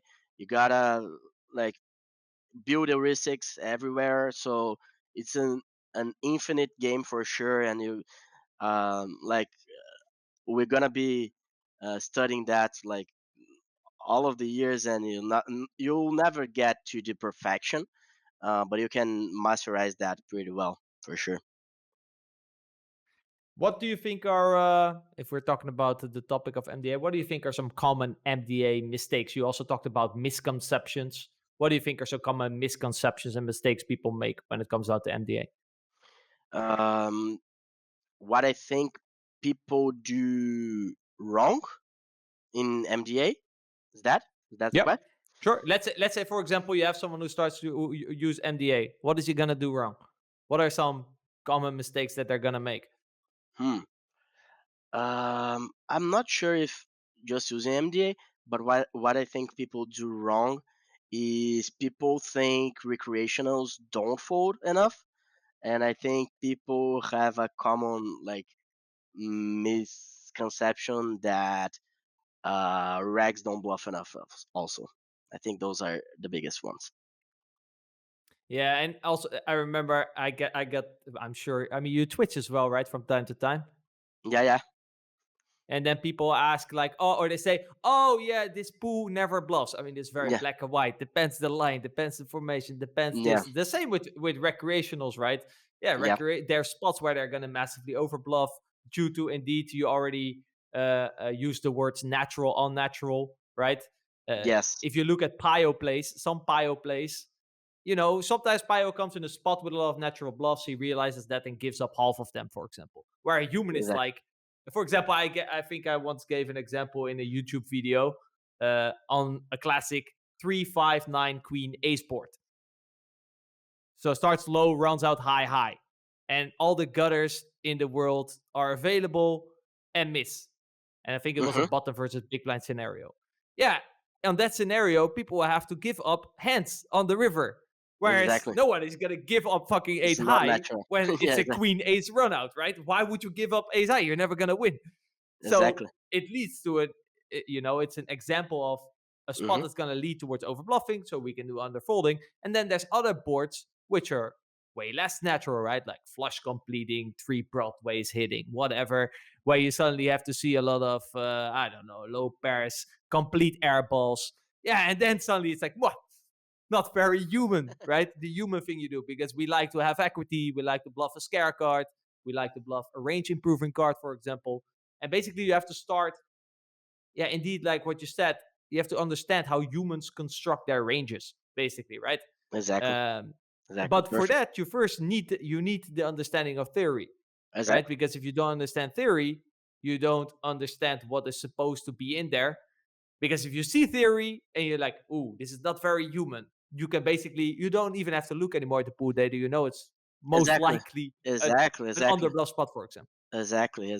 That I relate a lot with that, and there are some spots that you don't even have data. You can have like 1 billion hand that you not have like a river 4-bet spot, like with some texture or whatever. You're not gonna have the data, so you gotta predict, gotta understand, and by just studying a lot of patterns, you can understand why things are happening.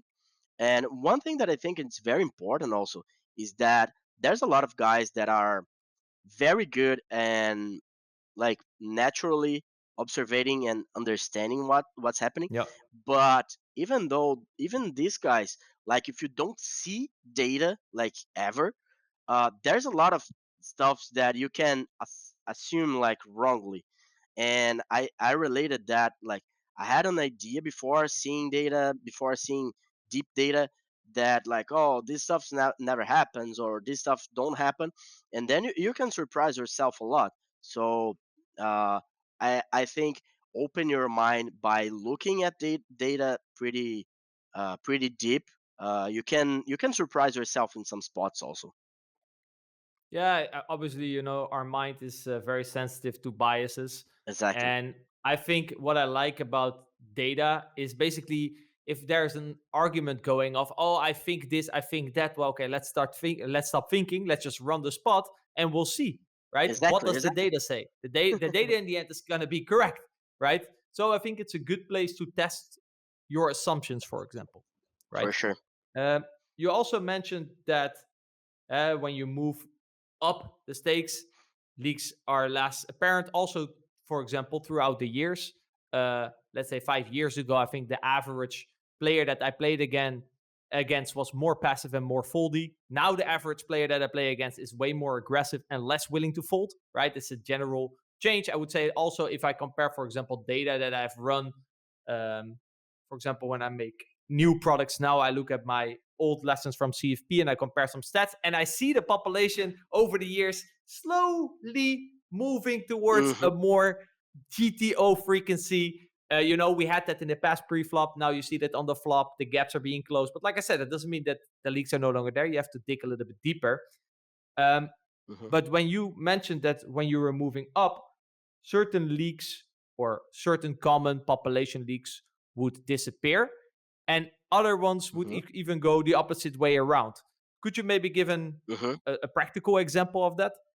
Something that you think works, Yeah. for example, very well at low stakes and not so well anymore at higher stakes? Oh, sure. I have a very easy one that is overfolding to see bet, especially early positions versus big blind, like UTG versus big blind. If you're gonna play like 25 NL, the average reg will overfold to a small c bet, and a high stakes reg will definitely overcall the basic one. Yeah. That's because you have to be quite nitty there. Yeah. When EP/MP gets involved, my win rates usually suffer a little bit, Yeah. which is really interesting because indeed you already need to make from the big blind versus EP/MP. You can make quite some nitty folds. Imagine full ring, man. I mean, I assume you never studied full No. ring, but imagine you go play live and you're Only on, against under only the on gun. entities. Yeah, only on entities. Yeah, it's an interesting spot. Yeah, a great example. Great Yeah. example. This podcast is brought to you by Poker Ambition, where me and Adam have created our coaching program, The Mechanics of Poker. After having reached high stakes poker ourselves, we tested out this philosophy on our CFP students, which saw them rise through the ranks and double their win rate. We then took the best knowledge of that CFP program and turned it into the mechanics of poker so you can have that high quality content without the long-term commitment and often hefty price that comes with a CFP program. Now I will be teaching you the technical side of how poker really works, how to think about the game and how to consistently get better. And Adam focuses on the mindset and performance skills you need to know in order to convert all that technical poker knowledge into more consistent profits at the table. Now, this program is high level. It's made for professional poker players who have the ambition to break free from mid stakes and move up to high stakes poker. So if you're ambitious about your poker goals, go over to pokerambition.com for more information. And there you can also find a free 1-hour demo of everything that is inside the program. If you have any further questions, don't hesitate to reach out. But without further ado, let's get back to more goodness in this episode. Adam, do you have any, do you want to jump in here? Anything you would like to add or ask? Yeah, I've got a bunch of questions. First of all, I Right. thought it was very interesting what you talked about human nature and people making mistakes. And when you've got those kind of red flags or those kind of hotspots appearing, I like how you were relating that to like the psychology of the person. And I thought that was a very interesting thing to try and get into the head of how are they thinking in this spot. I think that's a lot deeper than most people go. They're looking at the stats, the data, how to exploit. They're not thinking there's a human being on the end of the screen who's playing this way for a certain reason. So yeah, I think that shows the kind of level of depth you go to. Another thing that I picked up on was a few times in your career, you've had to kind of go back, almost like stop stuff and go back to like the basics or the fundamentals. It happened like I think 2016 time, and I think that's really hard to do. Like you seem to do it quite effortlessly, but to stop what you're doing that was working and have to go back to basics or create a new strategy, new approach, I think it's really challenging. So I think you said you did it again at high stakes, where so you were doing more the MDA approach, and then you had to come up with your own strategies and get deeper into theory. For you, how challenging is that to kind of stop the kind of current approach and go back? And it sounds like going deeper. How does that work for you? And how do you, it sounds like a few times in your career you've had to do that. And how does that kind of transition kind of play out for you? I would say that I kind of like, not kind of like, I would say that I like to do that a lot, you know? I think one of uh, my biggest skills to be like that is to be able to structure stuff and to restructure stuff. So I'm kind of addicted to it if I'm gonna Mm. think deeper on that right now. I think my biggest leak would be to just input into practice, or to, not that I have not that I'm not able to input that in practice. I think I apply it well, but I like more the basement works. So when something goes wrong, I really enjoy to restructure and to Mm-hmm. really think about the stuffs, you know. So when I did the Janda's work there, I remember I was like, I did a surgery on my knee, like in late 2015 to 2016, and I remember I was like, I couldn't walk and I was only on my bed, and I was working like 10 hours a day, like just restructuring stuff and doing Excel sheets, and like I always like to build those stuffs, you know, like Mm-hmm. building heuristics. Like, I'm gonna study three bet pots, big blind versus UTG. What are like the heuristics, like how low boards play, how two tone plays, how monotone plays. What are, you know, working on the basements. I think I like that a lot. You know, I like that a lot. So it's not that of a challenge. You know, it I feel pleasure on doing that. I feel, you know, I like to do Yeah. that. Awesome. Yeah, it sounds like you enjoy going very deep and almost like breaking something to rebuild it with a better structure. I'm picturing you Yeah, like as a kid having a Lego castle and knocking it down so you yeah, could restructure the foundations to build a bigger castle. And yeah, I think it's obviously a personality trait of yours where you enjoy that type of work. But I find a lot of people might struggle with that because obviously, if you've had success in an area and what you did was working, it's quite hard to kind of jump ship and try and create a new strategy that's better than what you were doing. I think some people will get stuck at that point because that rebuilding process, they've got a lot of their identity wrapped up in that kind of the results hmm they've got in. So for you to enjoy that kind of deep restructuring, so for you when you do that kind of work, so let's say for example, let's say you go into high stakes and you realize that you need to switch up your strategy and go deeper and restructure things. Do you get joy from the pursuit of trying to figure things out, or when you've got like this new structured strategy and approaches, is it the end result that gives you the satisfaction? So is it more the enjoyment of doing or the end point you're trying to get to that gives you that kind of joy? That's a very great, good question, man. Congratulations on that. uh, I think the pursuit. Yeah, exactly. Yeah, I can relate on another stuff that is. I always like to kind of in my whole career. I didn't like input that much of a volume because I was always like building stuff, going to practice. Okay, that works. Nice. Like, okay, that works. I'm done with the. I don't have like this. I'm not happy anymore just to like printing there, you know? Like, okay, let's go to a new challenge, let's build another stuff, you know? That's why I like to move up. Like that's why for example, at 200 an hour, I think it was the time that I just like printed more like, oh, I'm here winning money, let's win money.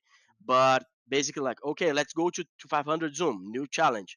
Okay, things are not working, let's rebuild. Okay, it works. Like, I'm not gonna stay in 500 zoom. Like, okay, it works, let's just print here. Okay, let's go to 1k, let's go to see what's going on here. Okay, that doesn't work. Let's rebuild some part of my game where I'm leaking. Okay, I'm beating 1k. Let's go to 2k. Like, I'm always uh, hunting for a new challenge in this sense, and I feel and there's a lot of new challenges. Strategic. It's strategically speaking. Um, Changing sites, playing on other sites. I started to play heads up right in the last year also.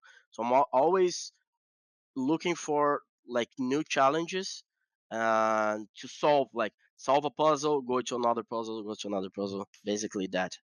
Not just Yeah. exploiting the the hotspot. Yeah. Always in motion, trying to find the next challenge to solve, the next problem, the next thing to Yeah, rebuild, a structure and model towards. So yeah, and that explains it quite well. Your kind of childhood or your kind of background. You bounced around a lot from tennis to football to Counter Strike to yeah, music. Again, solving problems to get to a point where you're like, what's the next problem? What's the next challenge?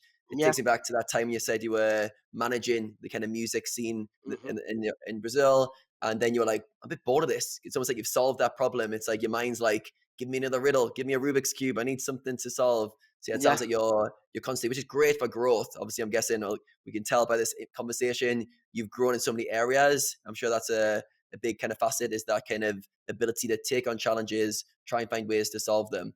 So other than your problem solving abilities and your competitive background, are there any other character traits that you feel like you've had from childhood or you've developed early that have allowed you to have success in poker in business? Is there any character traits that come to mind, or any that you've developed over the last few years on your journey? Um. Okay, there's some for sure. Uh, there. Let me think. I think curiosity of knowing the stuffs is very important. I think one that I learned it somewhat old, and like like almost finishing the uni. Um, I think about discipline. I kind of I was always like, as we talk it like in sports, and you learn all of those stuff. But I think I kind of leak it in that on some part of my life. Like after the school, in the band, we didn't have like in music to learn the music and etc. You need discipline, and you need like work and training for sure. But the environment can be like a little bit, can get you a little bit lazy, and can get you like a little bit more addicted to fun and party and all of those stuffs that make you undisciplined. So I had Mhm. to relearn that, and I relearned it in the worst way that was in uni. Like when you do like a work to get it done. We call here in Brazil, it's like TCC. That is like the work that you do to finish the uni that I went to Mm. business, and I was almost decline of it, and that like had a very big impact in me, because it was like dealing with that, and things were working, and that I faced it like almost a punch in my face, like you're gonna be declined of that, gonna make like another 6 months. So it was like, what the fuck happened, like I was so fucking lazy that I let this to came to this part. Mm. And it was like a work that we had a year to do, and I got there, and it was a group, had me and three guys more, and then my part was fine, but it was like very average. And there was two parts that was like totally fucked, and I was almost declined. And we were almost to get declined, and then I was like to the teachers like, please guys, don't do that, etc., etc. And then I had to redo that like in 2 weeks, and I did it almost by myself. So I learned a lot in this episode also. That was like, I have the power to do like a fucking good work, and if I stop and do my work, and if I have discipline to work and to like stop the distractions and do the work, like I have a very good uh like brain or anything. Like I have a very good Mm. capacity of doing the stuff. So that Mm. was a very very good episode that teached me discipline, and teached me about uh that if you don't do the things, if you doesn't matter, like if you're smart, doesn't matter if Mm. you're like, doesn't matter how good you are, if you stop working, you're gonna get fucked.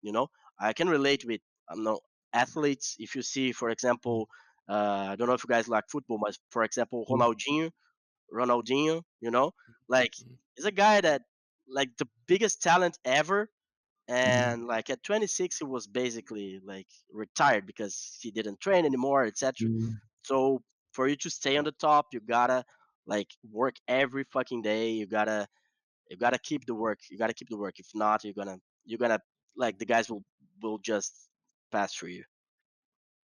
Yeah, awesome. So yeah, I got the curiosity to begin with. I think we've covered that a Yep. few times. You like to learn and solve problems, and then that discipline. And it sounds like you said, like in the kind of music environments, it was quite challenging to develop that discipline to do the kind of boring, long term, just like kind of showing up and putting the work in? Because obviously through that environment, it sounds like there was lots of fun stuff and easy to get distracted and carried away. But yeah, it sounds like for your studies, you redeveloped that kind of just the hierarchy of how important it is, not just to be talented, not just to have a good brain, but to actually apply that.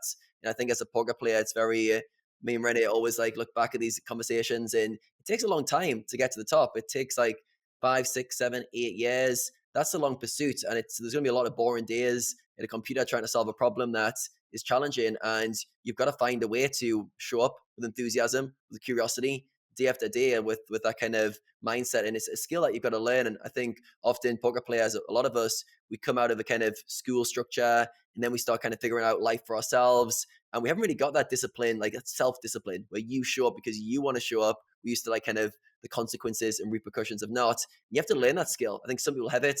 I know myself, I didn't. I think, Rene, I'm not sure if you had it going into your poker career. We have to learn it on that poker pursuit to be disciplined towards an objective, even when it's not fun, even when it's not glamorous, and even when it might take a year, 2 years to get anything out of it. So yeah, I think that's a really good character trait that you've developed on your journey or just before you started.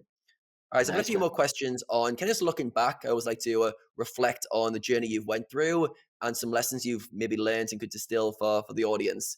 So one question I want to ask is, if we could go back to your 24-year-old self, let's say it's the version of you who was ready to go pro, and this was the one who was kind of ready to have success, but also had a lot of things to figure out. Is there any advice you would give to yourself, like knowing what you know now, if you could go back in time to your 24-year-old self? Is there any piece of advice, one or two things of advice you would give to yourself in that moment that would help you to maybe fast track your progression to the top? Well, there's a lot of of Mhm. advices that I could give to my youngest version. Um, for sure, I would say that it worked.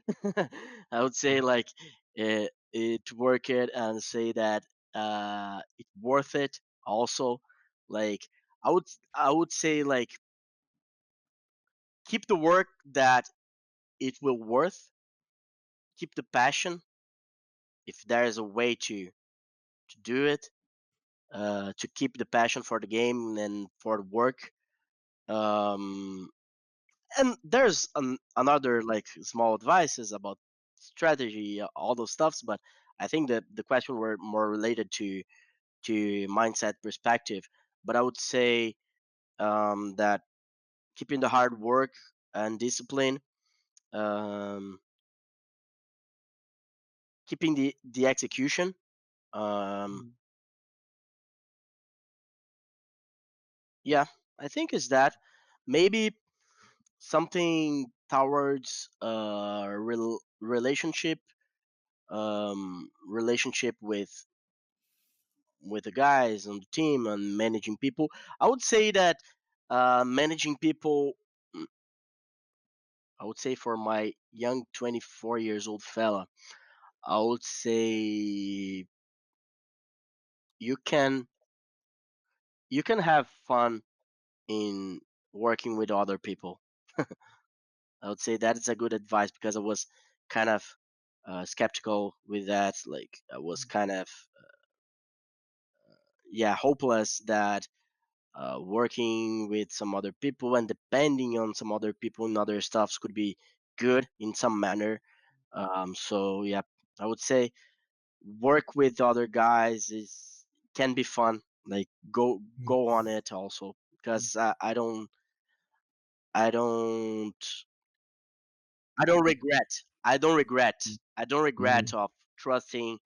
I don't regret on getting back to work with people and to work and to build a company for sure. Love that. Yes, I think that's great advice. And when you look back on yourself, often like your younger version is very naive to what it's going to take to get to the Hmm. top. But this kind of ball of potential that's kind of capable of a lot. And sometimes when we go back to ourselves, we're like, you're on the right path, work hard, put your head down, execute on what you think your inklings are right. By that, I mean, you're on the path that's in line with your values. You're going to have a great time. The end result's going to be worth it. Then also there's certain things that you just don't value at that time. Like you said, I remember you being quite skeptical of doing the CRP stuff and not really thinking like you wanted to share stuff and being very maybe ego driven, but also quite wanted to keep stuff to yourself. But then as you've come through your journey and now you're in a kind of management role, that's a great lesson that you're like, look, life's better with other people. You can build a big Mm-hmm. business. There's actually so much value in kind of working with others on that path. So yeah, I think that's a great lesson. And sometimes you just got to live the experience before you can actually distill that. But yeah, I always think it's nice to look back at younger self and think that's the one thing that was missing. That's the thing that was right that I'd amplify. That was the one thing that was missing. And yeah, it's a good thing to look back on. All right, one final question from me. So I want to know how your definition of success has changed as you've evolved as a person.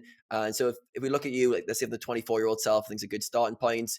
It sounds like your expectations were quite high in terms of you wanted to be successful. But on the flip side, your kind of main goals and definitions of success were probably make enough money to support yourself. Kind of the goals we set ourselves and we're kind of unsure of where it's going to go. What's your kind of current definition of success, and how's that changed as you've kind of achieved a lot of the milestones that you set out to do? What's your kind of definition of success right now? Great question. My definition of success is very simple. Is let me phrase that very correctly. I would say be happy only, but I would say like be the happiest that you can. That yeah, the happiest that you can. Not the happiest that you can. I would keep the be happy. I think Mm, success is just be happy yeah, because it doesn't matter what you have, it doesn't matter what you achieve. If you're happy, if you're very happy, then you just have everything, yeah, because that's my end goal always, like to yeah. be to be happy, because I Mm, already had problems with that also, mm, like anxiety, depression, and I think only not only, but if you face that once in your life and you feel if you know that feeling of not truly being happy, like to be sad, like truly sad, then you can understand that just the end of it is, if you feel well, if you be happy, you're just very successful. mm. Wow, love that. Yeah, it's so powerful as well when you stop and think about it. It's right. It's like almost like a correct equation. It's like if you're successful and unhappy, is that really a good outcome? So yeah, I think happiness has always got to kind of be that overarching kind of endpoint. And I feel like we often play a game on like kind of two graphs where one's like the success graph where we acquire stuff, we get money, success, achievements, and then we think happiness is this separate graph that I'll have success first and then I'll start doing the happiness stuff. I'll start looking Mm-hmm. for my health after. It's almost like tick the success and then happiness. Where in my opinion, like they're on the same graph. There's like the correlation. And I think often focus on happiness first whilst trying to be successful often leads to the more successful people, but it definitely leads to the more fulfilling lives. So yeah, I think it's a really nice. I haven't heard it that simple, and that's the kind of one two words, but I think it's a beautiful way to kind of come up with a success equation. And for you, when it comes to being happy, because you said you had that moment where perhaps you went through a bit of a depressive episode and you kind of Mm-hmm. looked at kind of the kind of deeper parts of yourself. What is it that does make you happy? So we've got that kind of simple equation of be happy. Is there anything that kind of correlates strongly with that in terms of the way you show up in life or the things you do that make you happy? Have you got a kind of good indication of that for yourself right now? I think it's not only like one or two things, or I think it's just a state, like be happy is to be full realized with with your life, or just feeling well. Right now, what makes me happy is being talking with you guys is making me happy.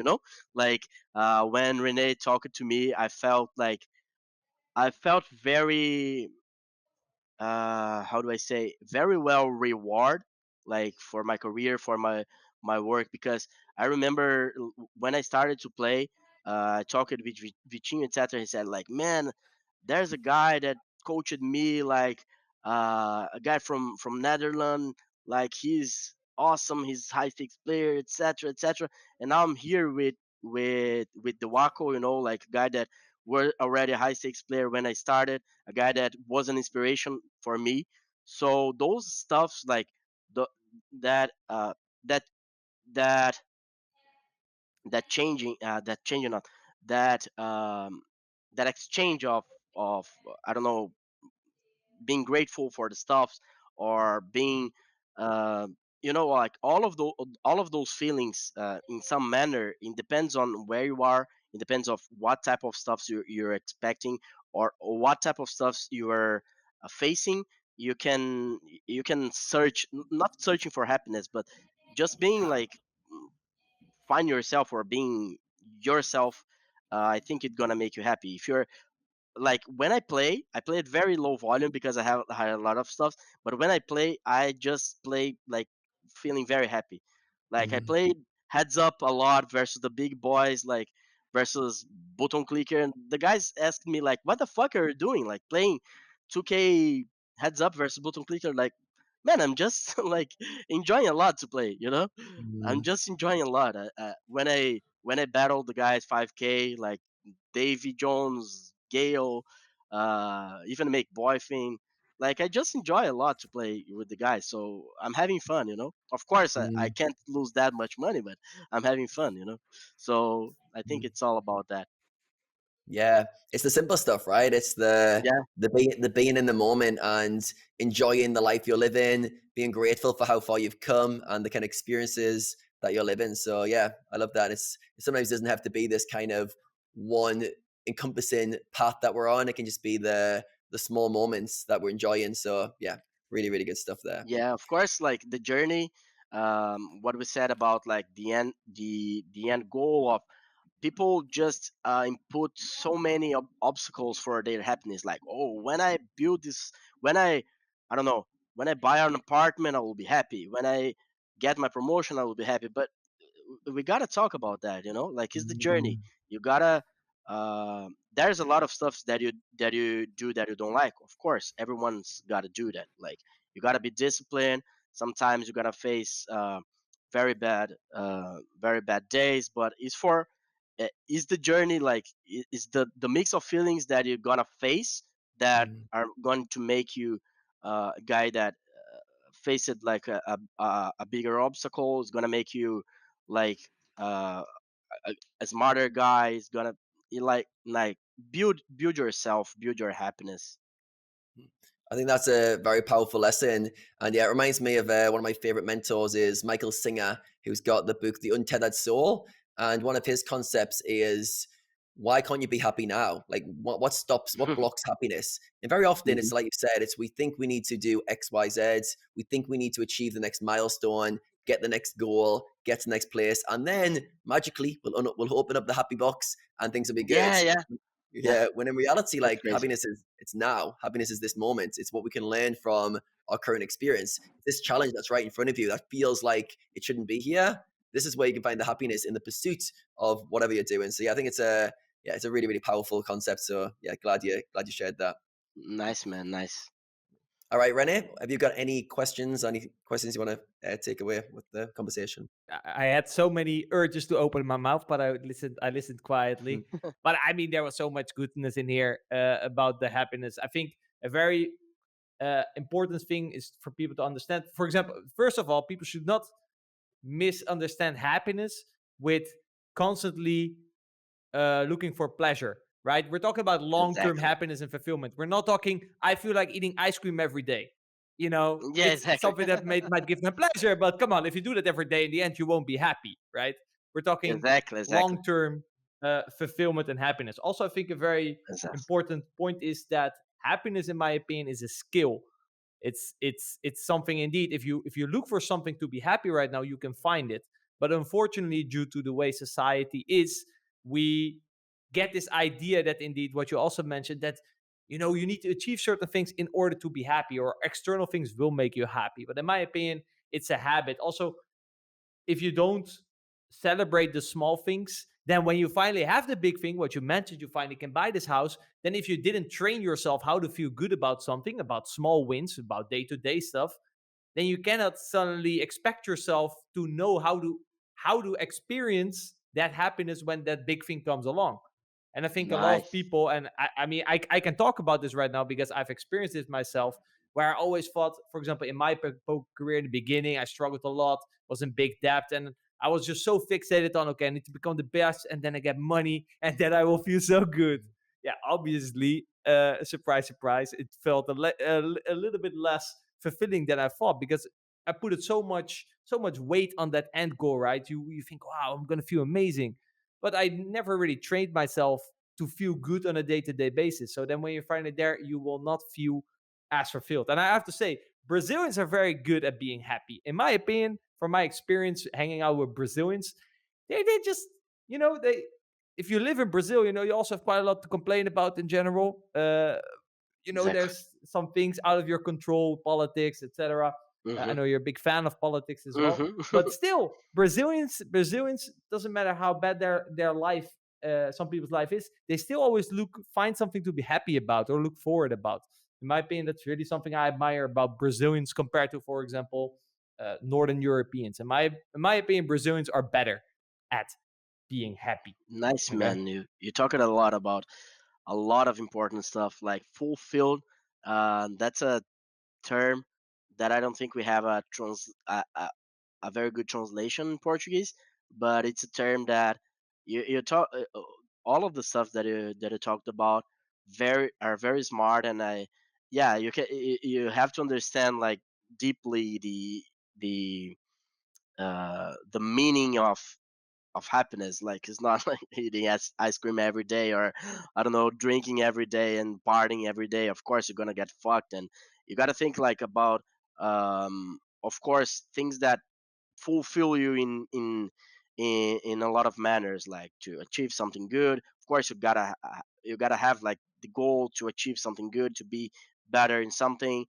Those are the stuff that will have that will give you like the true happiness, like not only like small pleasures that are going to like give you a pleasure right now and then are done, like fulfill you. It's very important, and I really like it what you said. Yeah, and I mean, we saw that this coming back in this conversation as well, right? Where you said enjoy the process. In my opinion, as well, if you are really frustrated about where you are now, you have a very negative perspective on everything that's going to happen. So you will see things and you will kind Hmm. of be in a negative state, and then usually good things don't really happen. It's also what you mentioned when you transitioned into cash games and kind of let go of that. I guess when you play MTTs, you hoping for that bink always, right? You hope, oh, I want to make that big bink. Yeah. And with cash games, you don't have that. So you're just there. I'm just going to enjoy this process. And when you feel happy about the process and you let go of the expectations, it actually starts to happen, right? So Hmm. it's if you're happy right now, and you can look at this from a more spiritual side. If you're just happy at this moment, if you're grateful for everything you have, you will see. If you don't need anything more, then suddenly more things will actually come on your path. Then if you're trying to get desperately want these other things, then you're actually pushing them away, sort of, Powerful, you know? powerful, nice. So, yeah, I mean, there's nothing we can talk about after this. This is gonna blow this conversation away, in my opinion. But we can still try. We're now in current day moment.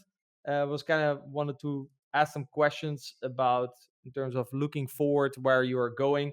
I mean, you already talked about your philosophy towards the game, right? Hmm. And what drives you, your passion, your curiosity.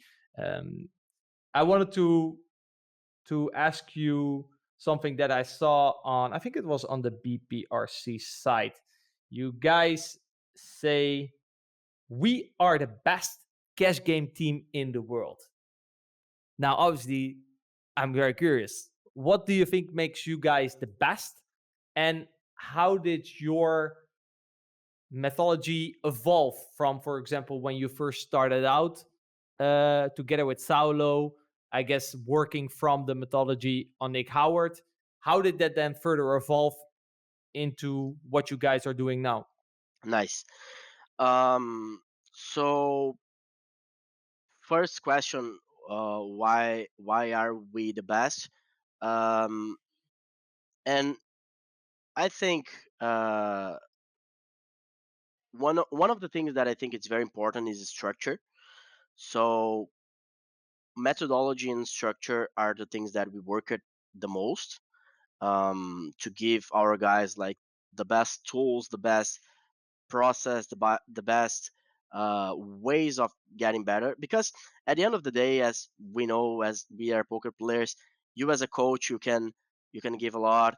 You can teach a lot. You can do whatever you want. You can work their mindsets with um, like psychologists or whatever. But at the end of the day, what makes a guy very good is the effort that he will put in his hours.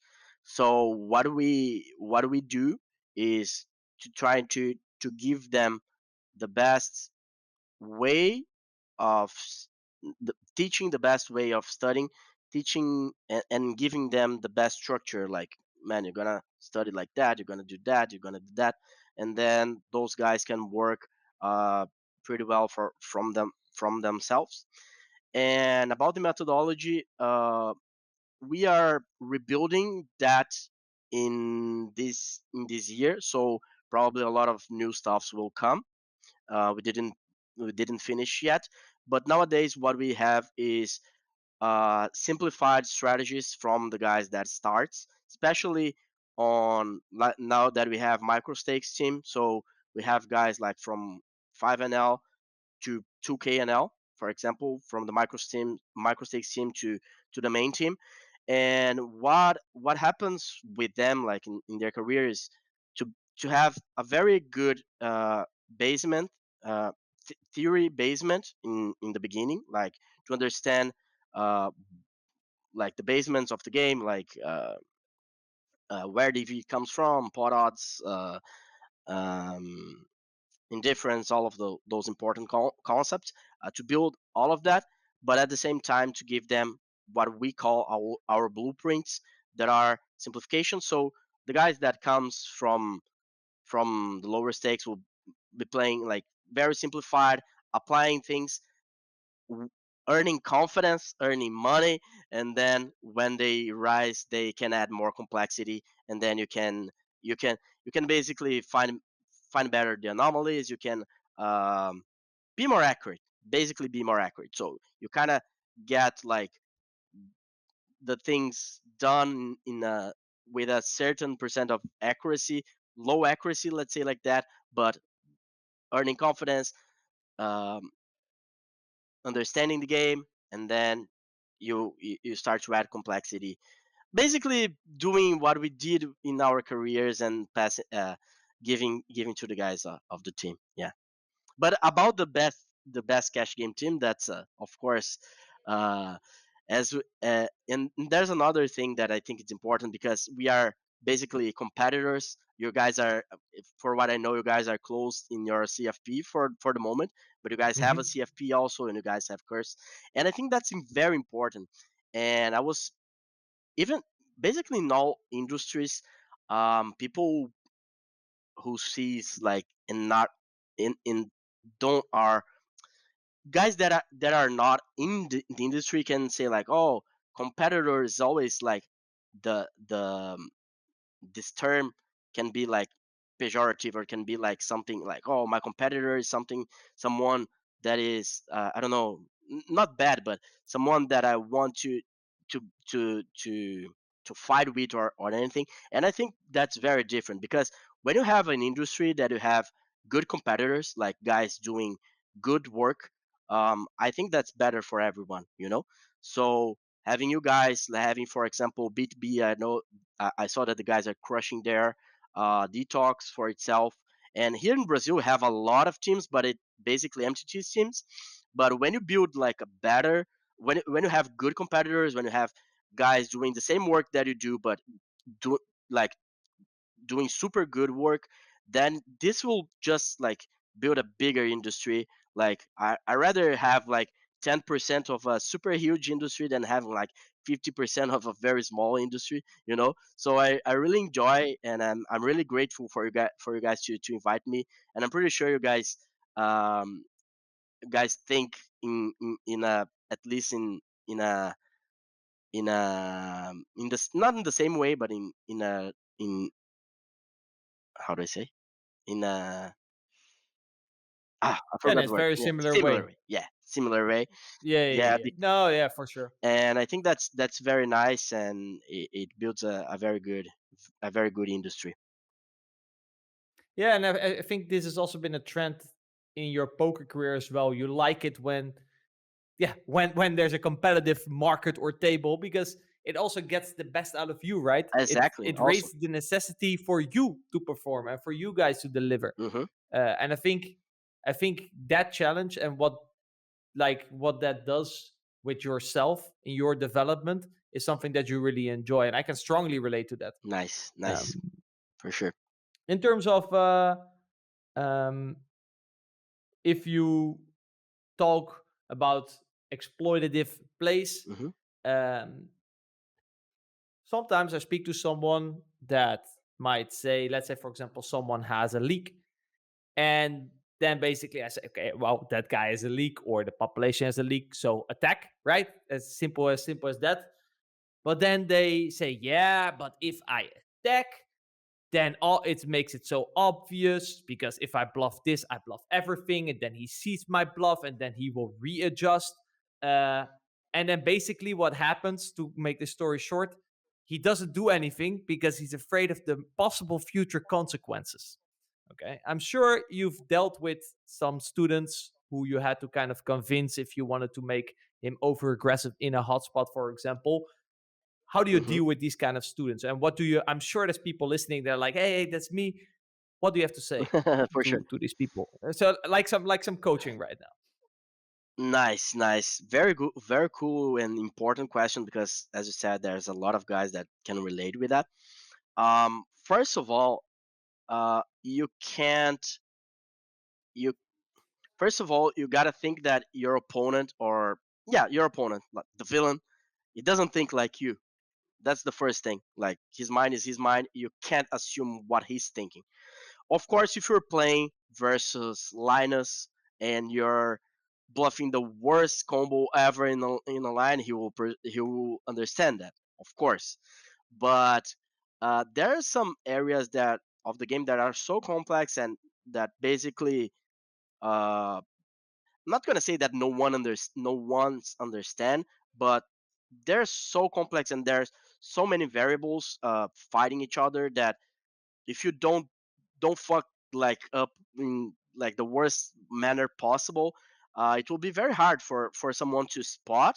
So first of all, the guy have to spot. Second, he have to know how to adjust, and third of it, he have to have the guts to adjust. So it's like a long period, I would say.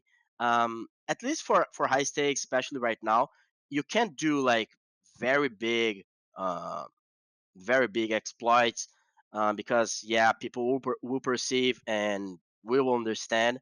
But if you're playing like lower stakes, especially versus, for example, recreational, they can they can they can see what you're doing, and they can think in a way that you would never think, because their minds works differently.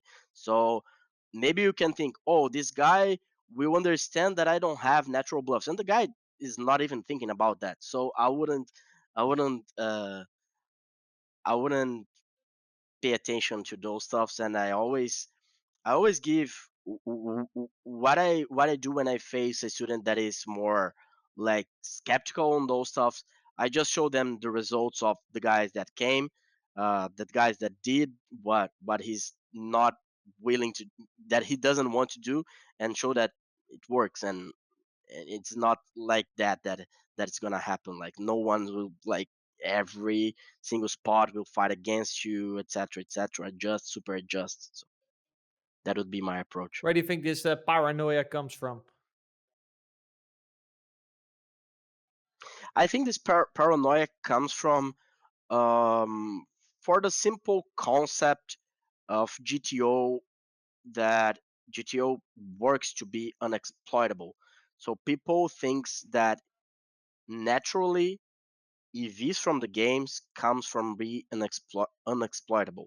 So I think that's like, mm, this paranoia comes from this bigger statement that people thinks that in like normal games, EVs will come from you to be unexploitable, uh, instead of like just playing, like Mhm. instead of people just making mistakes and you play like something that is a little bit closer to your range to a good game, and then the EVs comes from there, or exploiting itself.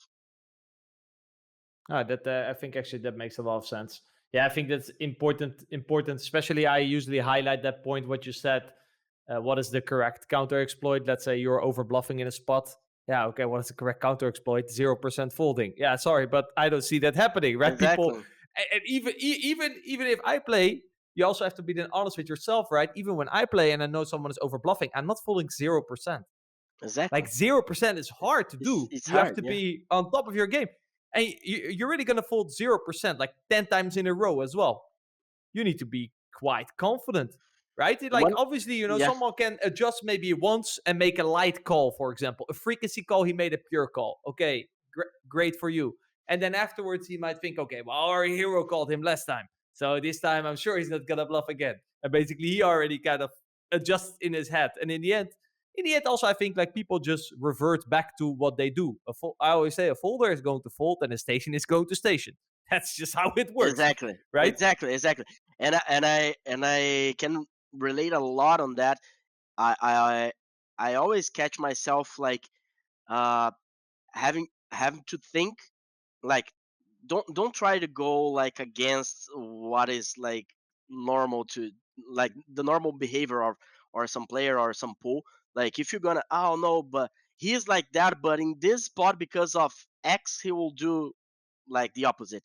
Like that's very hard to happen. And another stuff that I think in this subject that worth talking about is if you pick like mid stakes rag that is good at theory, let's see like mid 200 NL rag. That 200 NL is where people already plays like super well in my opinion. If you get a guy that like works a lot on PO, watch your twitches, etc., and a guy that understands poker, if you tell him like the ranges are this one, the spot is this one, he will probably like take a very good decision. Like he will understand what he gotta do if he knows how the ranges are and if he knows what type of spot is. He will probably like be very accurate on his decisions. But what I think people don't understand is, and where the leak comes from, is people don't know how the ranges are. People normally think like, oh, I'm gonna overcall him like there because I overcall this combo that is a pure fold. He can understand that, but he also don't understand that the actions that he's taking is leading him with a different range that he's actually have. So I think the biggest leak from everyone is understanding how the ranges actually are, because they are not how you think it is. So you can be thinking that you're overcalling and you can be overfolding, and the opposite. Yeah, it's also like it's like a spot where, let's say, for example, you say on the river, like, oh, I will only call here with a spade combo. A spade combo is better to call with. But on the turn, a spade combo was better to fold with. So basically, the hands that you say that you were going to call with on the river, you already folded on the turn. So that exactly. at some point, you have no more calls left, right? And then especially like, and this is where the rationalization comes in, right? Of what we already wanted to do. The station will find a reason why he can still make an excuse to station, because that's what he wants to do. And the hero folder will find a reason why this is a hero fold, Yeah, so in your decision-making process, it's like, what does Zinhao think minus a couple of combos because he's a station. So you have to know yourself and take that in consideration, right? Yeah, don't bluff Zinhao. It's good stuff. All right, noted. Going forward in your poker career, you said that you were gonna play more. You were battling out at the higher stakes tables with some of the best guys. What do you think is something in order to really crush those games you would still need to improve upon? Whoa, that's a secret, man. I can't tell. I'm kidding. Find the full butter more often. That was one. Yeah. But to be fair, once you reach higher stakes, people get more aggressive, so it works in your favor. Yeah, for sure. I think In order to get a good win rate overall, it's just a matter of fighting good games. In matter of rag battling and playing versus the guys with, I think deeply understanding deeply theory. I would say more than Even deeper. even deeper. Yeah, I would say even deeper. Yeah, I would say that is the key. Um, I wouldn't say too much of exploits versus the guys that are already like very very very good. So yeah, I would say understanding and theory is so deep and so like it's a very big puzzle that I think that and for sure being able to apply stuff pretty well. So kind of relates to mindset. Actually, totally relates to mindset, and yeah, being able to apply things pretty well. Yeah, being able to apply stuffs and understanding deeper theory. So yeah, that I would say. How do you deal with the fact that you have only so many hours a week that you can play in terms of, for example, what I noticed myself, if the gap between how much hours I've studied for example, the CFP or for courses that I'm making, compared to how much hours I actually apply that, when there's an imbalance, I can have trouble playing because I have a lot of theoretical knowledge in my head, but I don't have the hours of experience to really feel it, so that Mm. it comes intuitive. How do you deal with that? I relate with that for sure. You kind of feel rusty, like when Yeah. you go play, you feel rusty, and then um, so uh, the way I want to do, You maybe lack a little bit of momentum. yeah, the way I want to deal with that, but I think the opposite is good also because I can see some guys that are just like playing and playing and playing a lot, and when you don't like and you don't like get a little bit off of what, like if you're just like in that routine and not getting out a little bit, you kind of don't have like your aha moments or anything like that. I think my biggest aha Yeah. moments were like when I was taking vacation or days off or anything like that. So you kind of like gotta look from other perspective from time to time. But what I think about like being rusty or anything, the way I want to deal with that is to prioritize better on my routine, on the hierarchy that we were talking about. So in putting like studying and playing, in putting playing on a better way. And one thing that I wanted to do in 2021 was like, oh, I'm gonna play more. So if there's 1K tables running, good 1K tables, I'm gonna play. Oh, I'm gonna play like multiple sites. I'm just gonna play 1K. Then I started to play. Then I see like two guys seated at 5K. And I said, oh fuck 1K. Let's see. Let's play 5K.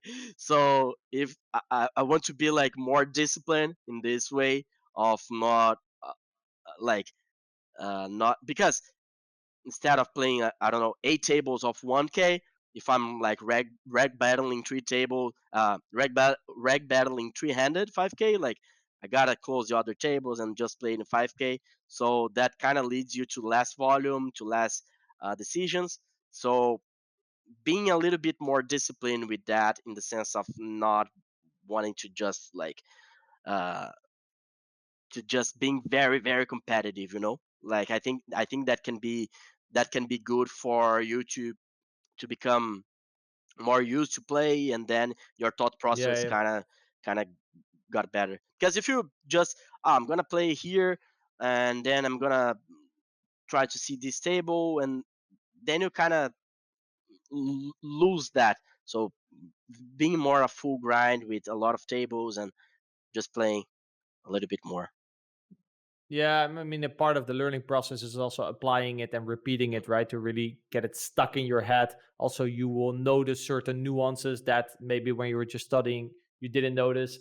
I think in your situation, I also hear a little bit of conflict in between what you think is important. I remember also in the questionnaire, we usually ask a couple of questions where you have to choose. And I remember you wrote it down, I'm a gambler at heart, instead of playing it safe. So shotting the 5K table is in line with that. Also, you like the challenge. So maybe in terms of, maybe it's good also for yourself, maybe after this podcast, to reflect upon why do you want to play 1K? I mean, what does it bring for you, right? I think throughout your career, it's like you never really like the repetition, just grinding for hourly, for example. Maybe that's also why you got into coaching. For example, for me as well, I would never play high volume. So I was always like, okay, what do I like to do? I like to study.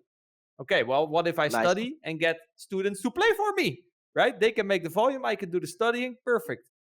But then after 2 years of only studying, I was like, okay, I actually would like to play now again as well, right? So it's to find the balance. Yeah, it's basically the same feeling. About the questionnaire and the question, I remember that I tanked it in this one a little bit because I kind of have both, and I answered this one more in this sense, uh, like I want to play 5K. I remember like three or four Sundays I just woke up like a little bit hangover of the Saturday, and I was like, oh, there's some 10K heads up W Cup going on. Let's play, or WSOP or whatever. And then I played some of Sundays, and then I just played 5K. And my psychologist talks a lot about that. That I'm just like very, I don't know, fluid in the sense, like I just go with it and do it happy, like without any weight in my backs, or like I always play very like without any type of pressure, and that's why I answered this question this way. But if you're gonna think, like I was always a very needy with bankroll. For example, I only shot it when I had the bankroll. I was always very, for example, I changed it from MTTs to cash games because of the game, but because of the fact that the earnings are more regular. So I kind of have the both. I have Yeah. a needy part in this sense also. I think it's also important that, let's say, for example, let's say they take that heads up 10K that you were talking about. You wake up, you sit.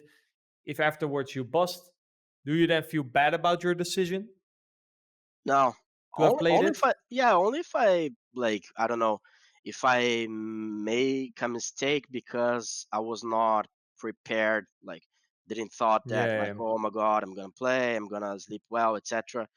But if not, if like the way if that didn't had any impact on my poker decisions, my strategic decisions, then I would just feel fine. And to be honest, I never regret of any stuff that I did, any shot that I made, or anything like that. I don't I remember think that's the regretting most too much. important thing, right? Yeah, You're just expressing yourself. This is just who you are. You try to be planned, but sometimes you just give yourself the freedom to be you, basically. yeah, And you are this spontaneous guy who, when he sees a 5K table, is like, I feel like playing. Why not? exactly, I think exactly. the only problem would occur is if afterwards you would immediately regret that action. But if you Yeah, don't have that, then it's just an expression of who you are.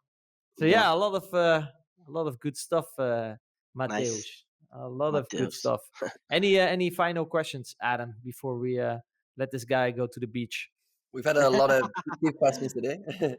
So yeah, I've just got one final question, quite a lighthearted one. But what are you most excited for in 2022? What are you most looking forward to for the year ahead? Nice. Hmm. Kind of equal in two stuffs. So team, the team I think I already made most of the work that I want to do. So I think the two things are more related to my career, myself, um, and it's it's obviously, I don't know if you ask it in poker or in life also, but I would say the two things are related to work in anyways. So it would be some stuff that I want to study. I think that's number one. So findings that I want to study, things that I already have in my mind, to go deep. And second one is to perform. I would say to perform as a player. Thing that I couldn't do like the last 2 years. So I'm putting a little bit of more volume. I'm I'm not say very. Yeah, I'm very pumped to that. I'm very pumped to that, to see if to challenge myself and into being a little bit more grinder. So yeah, changing a little bit of uh, that state that I have been in the last 2 years. Perfect. More challenges and more problems to solve fits in well with Yes, our theme. Yeah. Rene, have you got any yes. closing questions? Any closing words? No, unless Mr. Zinhao wants to share anything more, I think we can call it an end. Any last words for you? I don't think so, because you guys made a lot of good questions. So I think just to finish, I want to thank you guys and congratulate you guys for this work, for the pod especially, but for the work with the company. And I already said to you, Rene, that you were an inspiration to me. So I'm very grateful for being here.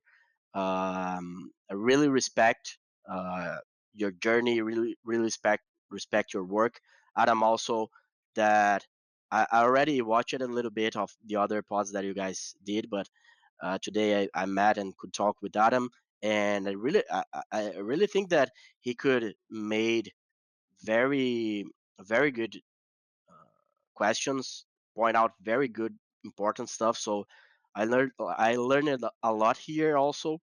So I'm very grateful for that, and I really enjoy to do that and to talk to smart guys that have a lot to offer. We can always learn a lot.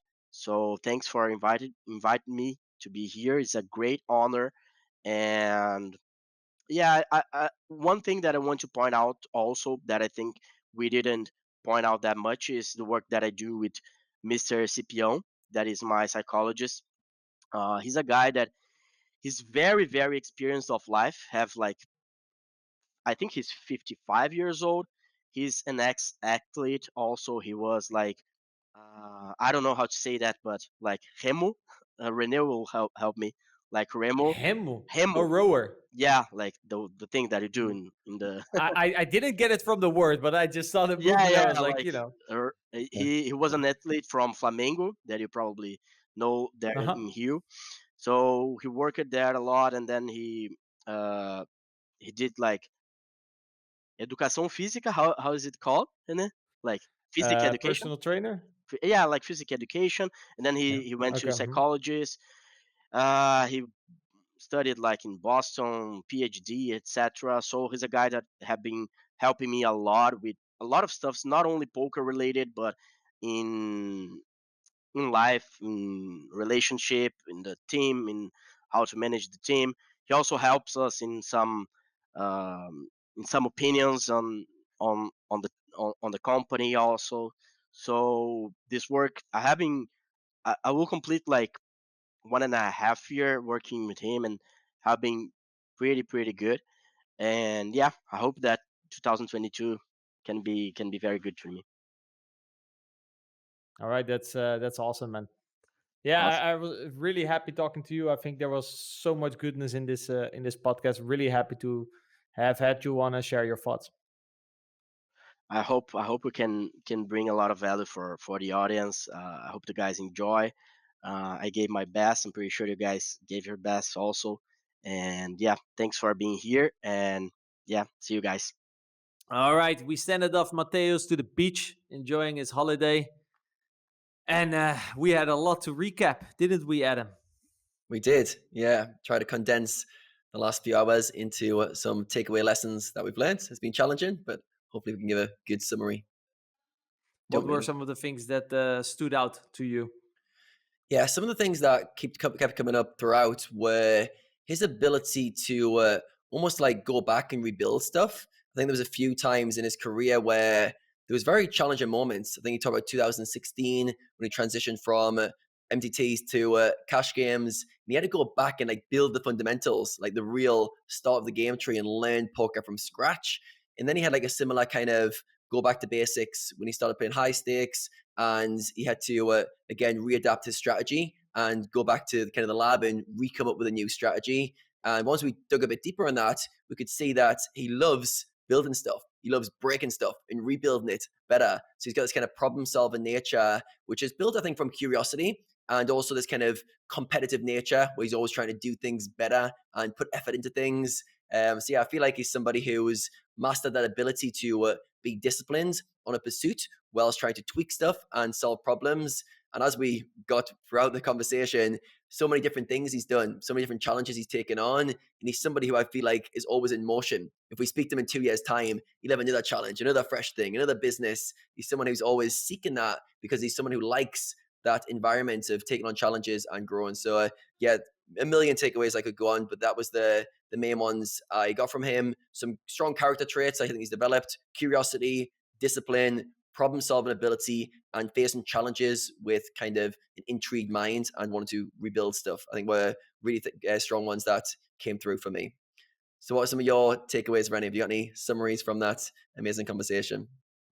Yeah, and important as well to notice to mention that he does it not necessarily because of what he's gonna get out of it. It's the road itself, right? He likes just being in that moment, in that environment, figuring it out. That's what he enjoys day in, day out. And as he mentioned, it doesn't mean that every day is easy. It doesn't mean that he doesn't do things that, sometimes he has to do stuff that he doesn't want to do. But, all around, just growing as a person and putting himself in those situations, that's where he thrives and where he feels most happy, right? And that's in the end what his main goal was. And then not happiness because he achieved something, but happiness day to day in how he lives his life. Technical speaking, also a lot of good stuff. Focus on the why, right? We are big advocates of that here in Poker Ambition as well, but not only in solvers, but also in terms of studying data. I actually gave a webinar a week ago about pros and cons of working with population data. And in there I say as well, look at the why. Don't just see a number and be like, okay, I'm going to overfold here, I'm going to underfold here, I'm going to overbluff here.